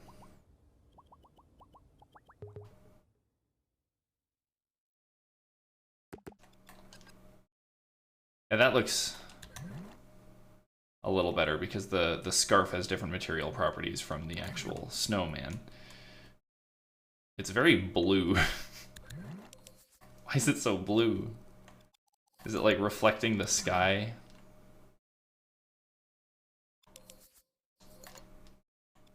How do I change the world? I totally forget how to do this stuff.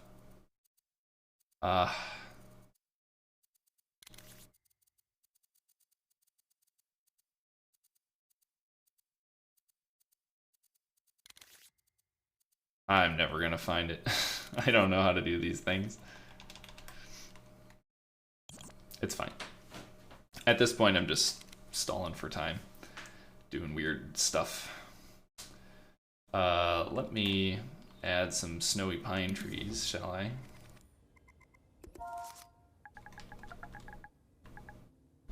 I have to hide these again.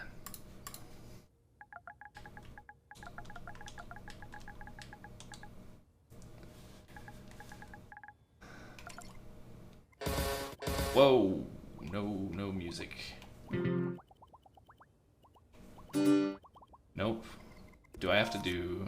Here, let me get snow in there.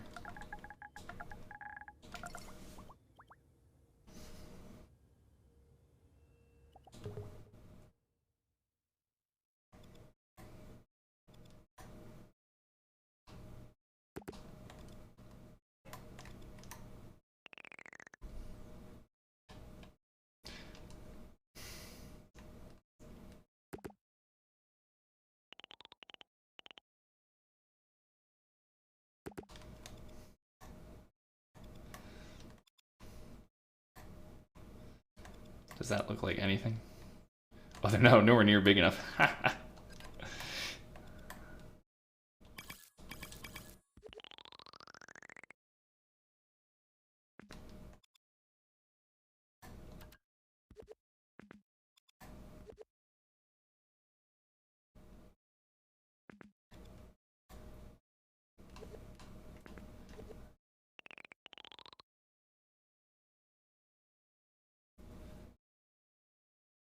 Get a little variety on this.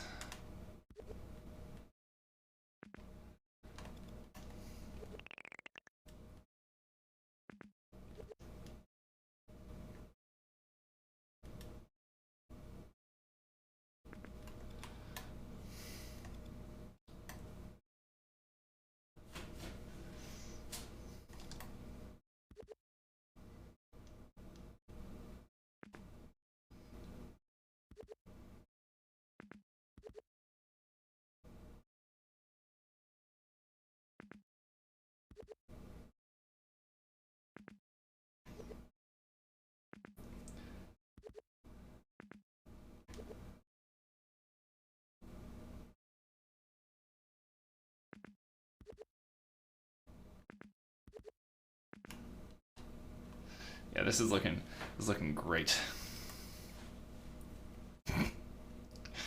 My scene composition skills could use some work.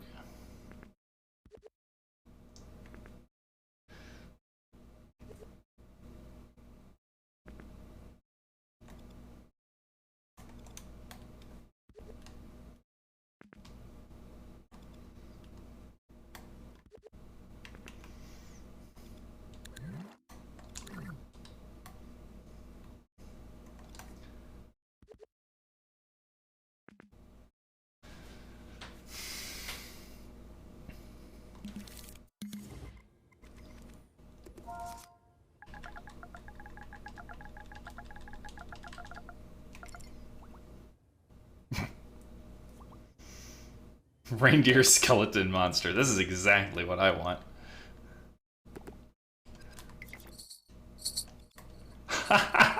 it's got a like sleigh bell sound. Oh my goodness. That is crazy. How do people do this?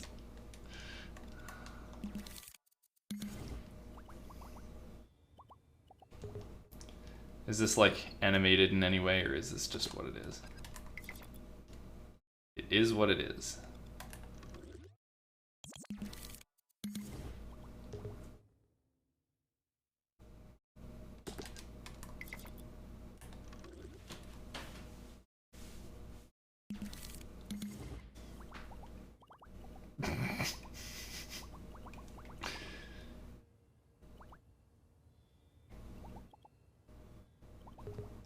This looks like an absurdly high quality sculpture. Does it?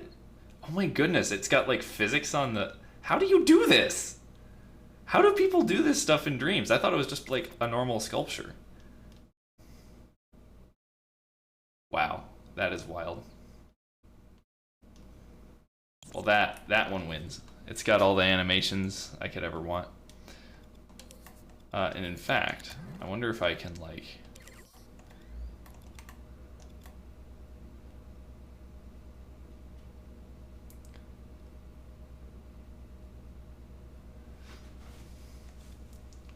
Nah.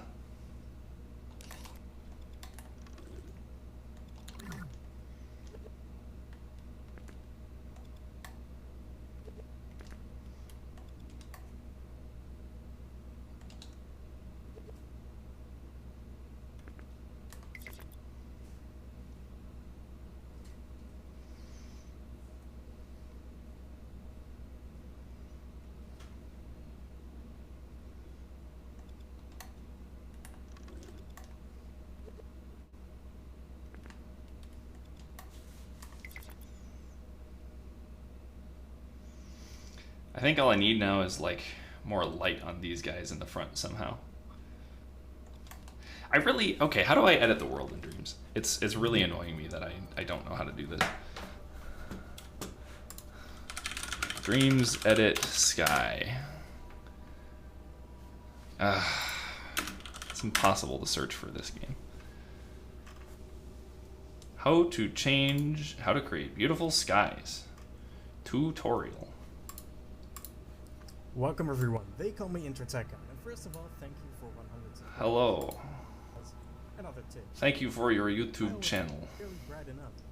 Second, I don't really like it if it was No, but how do you do this? I did the tutorials, the relevant tutorials for this years ago. When working on a template, is of the sky is the thing that is most responsive, because there are already tons of clouds readily available. Wait, sun and sky. Is there like a sun and sky node?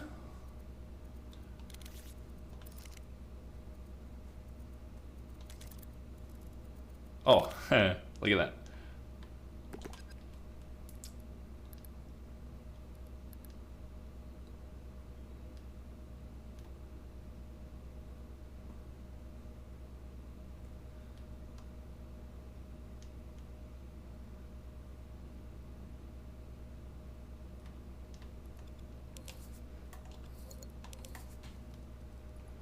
Neat.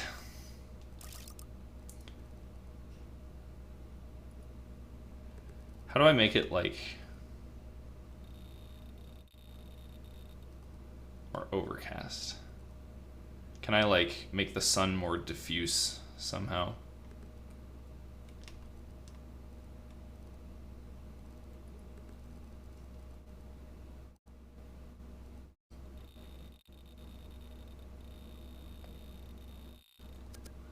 So that's like the overall lighting brightness contribution.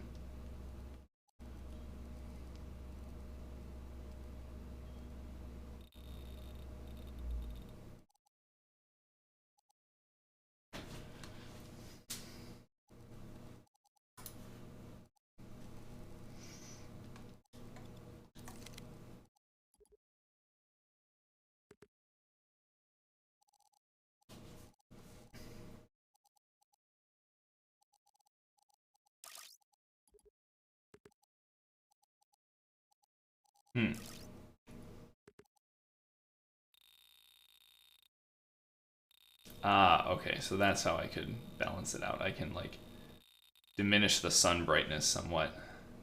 I don't think that I can change the, like, I can make it not cast shadows, but I think the shadows are good. So there isn't, like, a shadow diffusion sort of... Oh, no, there is. Sun shadow scale versus detail. Oh, no, I think that's, like... Well, I don't think that's quite what I thought it was, but that's fine. That is fine. So if I just go into the game thing here... No, they're following the... What? No! Stop it! What? Is this like... Oh, this... Why? Why did this thing like auto possess? It's impossible to do what you want in this game because everything that you drop into the scene just like runs away from you. All right, let's remove the entire like puppet and possessible thing entirely. There. So now it is not a possessible entity. This guy is, which is funny and doesn't actually hurt me.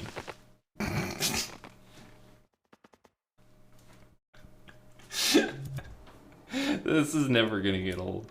Okay. I think this is basically good, you know. Like I've got oh, did this like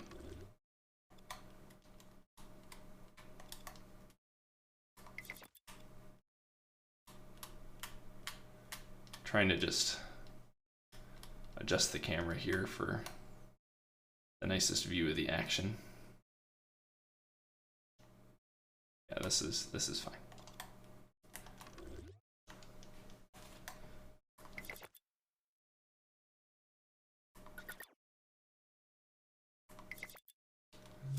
And we will save a version of it right here. I'm not sure why this is the picture that it insists on using.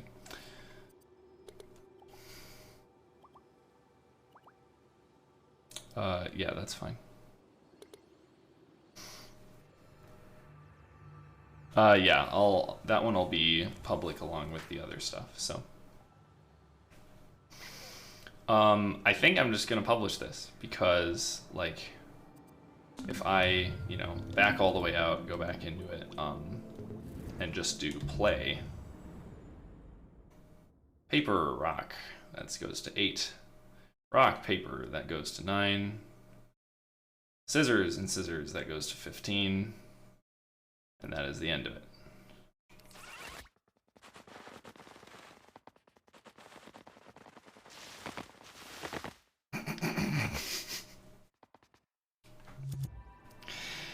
Perfect.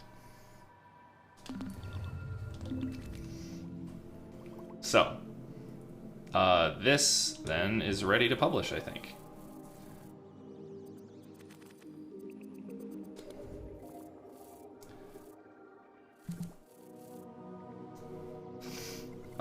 I'm happy with that. We'll release it.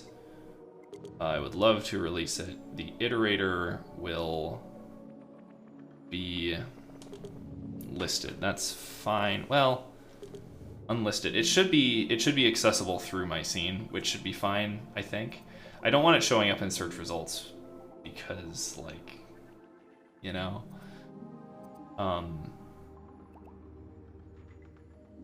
Again, why is that the picture that it's using?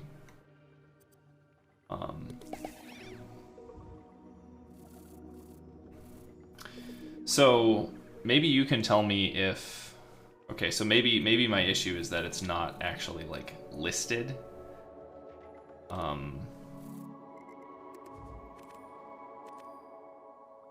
It says it's listed.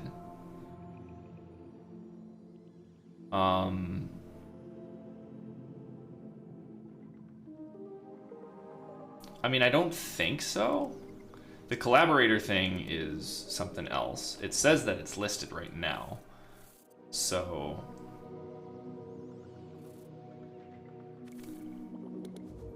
That's just the name.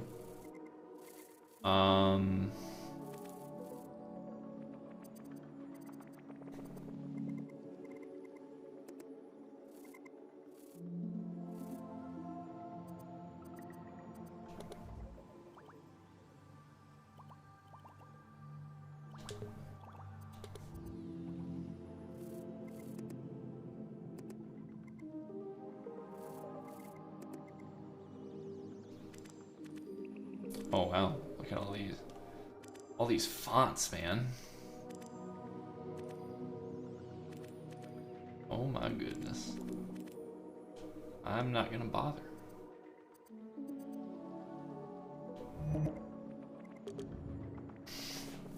So yeah, I don't know. I don't know if you can search for... You know, the funny thing is, I'm supposed to have this thing on my channel, this like indreams.me widget that I think is just totally broken. So...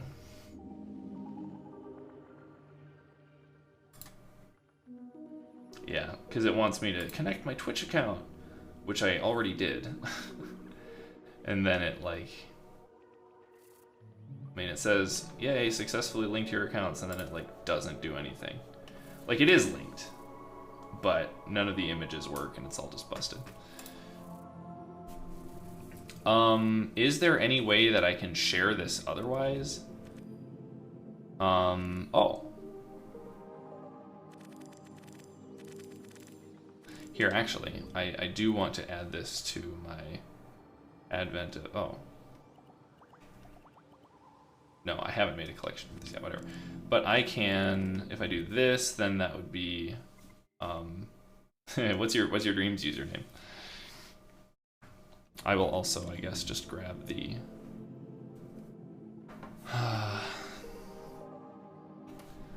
Let me type this URL in.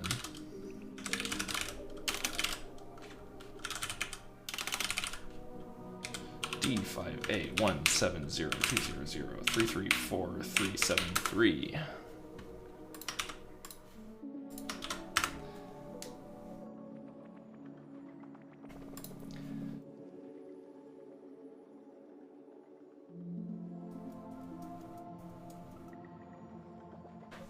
So, it may be that you have filters on that are excluding like showcase or whatever the other options are. But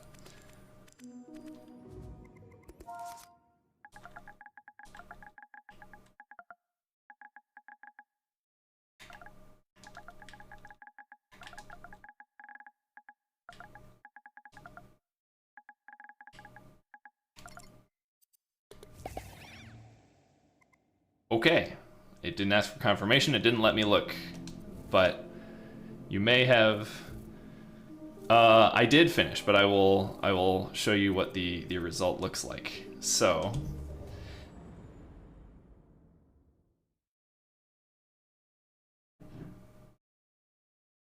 Paper beats rock, scissors is a tie with scissors, 15 is the answer. And then we can just run away and end the game this way because I didn't disable any of this behavior. So, that is the... That's what we got. Now, it... And I should take this opportunity, I guess, to dive back in and I can try a different rock, paper, scissors game because at the moment, it's doing the example input from the problem, which results in a score of 15. If I did it like this, then it would just be rock versus rock over and over again, which gets me the 1 point for rock and 3 points for a draw 3 times in a row. Should give me 12. So this actually went significantly better than yesterday, where I spent like the vast majority of my time just fighting horrible iteration bugs, because Dreams just is weird about that. Let me look at the code a little bit here. Because basically, Dreams doesn't really do execution flow. So when you want to do something like execution flow, where you want to have things in sequence, you need to use one of these selector things, and then like step one at a time through it. But I was also having issues where like I wanted to use the value being selected and also step to the next thing. And since those were sort of happening at the same time, it was like I was getting what amounts to off by 1 errors. Yeah, racy stuff. And ended up then going with this. It's annoying to view it dimmed here. Well, whatever. I can just duplicate it and view it. Came up with some somewhat better stuff for iterating through a selector. So this little chip here, when the program runs, basically toggles, there's 3 ports on it: use, next, and done. And so in this case, since there are 3 things I'm iterating through, it goes use, next, use, done. And it like has explicit, like it explicitly separates the like use the value and go to the next value phases, and makes sure that they don't run at the same time, which basically solves all the issues I had yesterday. So I feel good about that. I could expand the program if I wanted here. I can't do the full advent of code problems because I have no way of importing 2,500 cases of rock, paper, scissors into this whole visual environment. But I can like add more cases to it, where like we could tie rock versus rock a bunch of times, but then I could finally win out by switching to paper. Just patch that in to the program like so.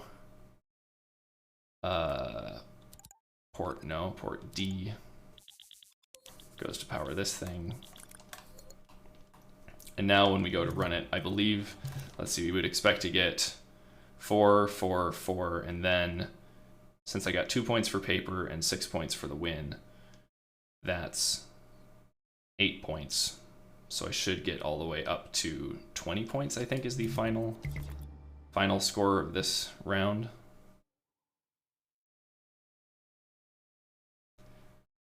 I could speed up the game if I wanted to, but it wasn't very readable without slowing it down. Paper versus rock, 20 wins, hooray. So, all good. So that's a success, I guess. Oh, I see how the camera thing works in here. It's like whenever I'm sort of within the camera range, then it like snaps back to the camera, but otherwise it's like flying around to be a follow cam thing. I have honestly like not used Dreams for its intended purpose ever. So I really have no idea how a lot of this stuff works.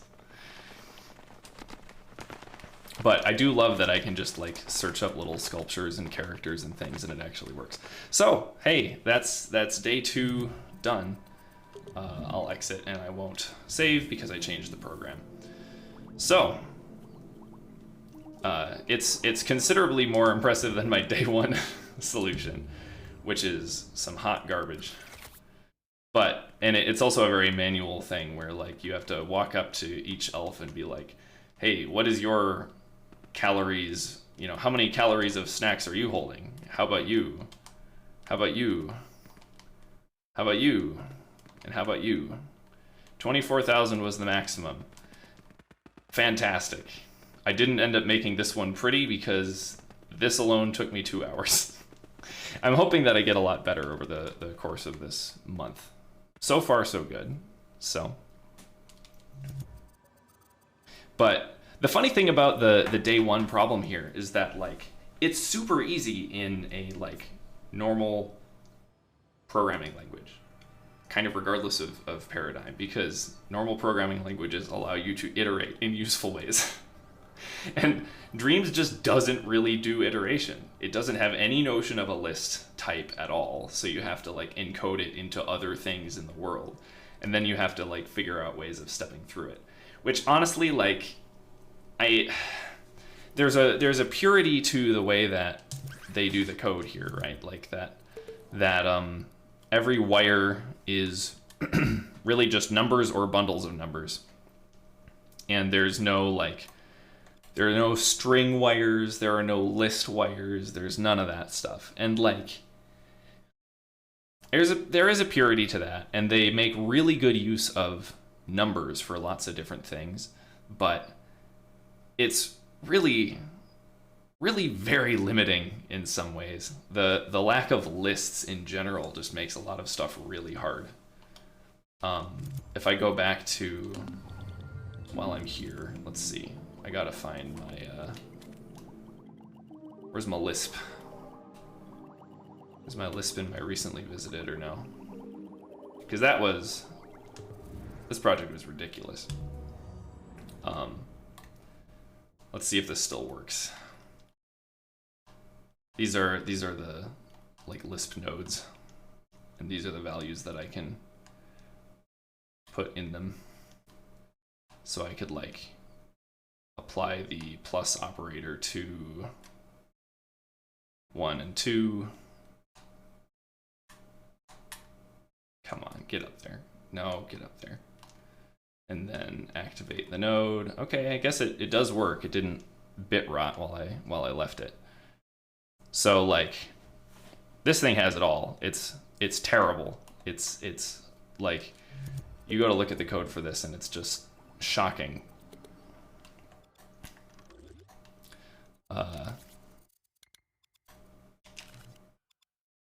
Like the the number of wireless transmitters and wireless receivers that go into making this whole thing. I think that the where's the actual like script for this thing? Numbers alone have like tons and tons of code on them. Oh, here it is. This is your simple math operator. It's just a nightmare. I mean, this level of behavior took me a week to make. I did it for a jam a couple years ago. There are things that I could do to simplify this. I've come to realize in the meantime. The thing that I didn't realize when I set out to do it was that I wasn't making just like a Lisp. I was making a Lisp machine also, because I had to like invent a memory allocation and addressing system, which is like horrifying. So I needed that whole like part of the computer to be represented in here. And there are things I could do to like simplify that system, because a lot of the logic in here is actually just like fetching things from memory by like looking up the physical location of it so that it can move over to it to retrieve the value from it before like flying back to the other thing and giving the value, because it's like the only way I could figure out to achieve this. And there's like it's like a multi-step sequence. What I could do is make like a memory bus that things use, and only one thing at a time is allowed to use the memory bus. But like, this is what I fear is coming for me down the pipe this month. Everything so far has been reasonable, but I feel like I'm gonna get into this somehow, and it's just gonna blow up in my face. So, looking forward to when it does. That'll be when it really stretches me. I mean, I'll do as many days as I can, but it'll probably reach a point where I have to spend multiple days on a single problem.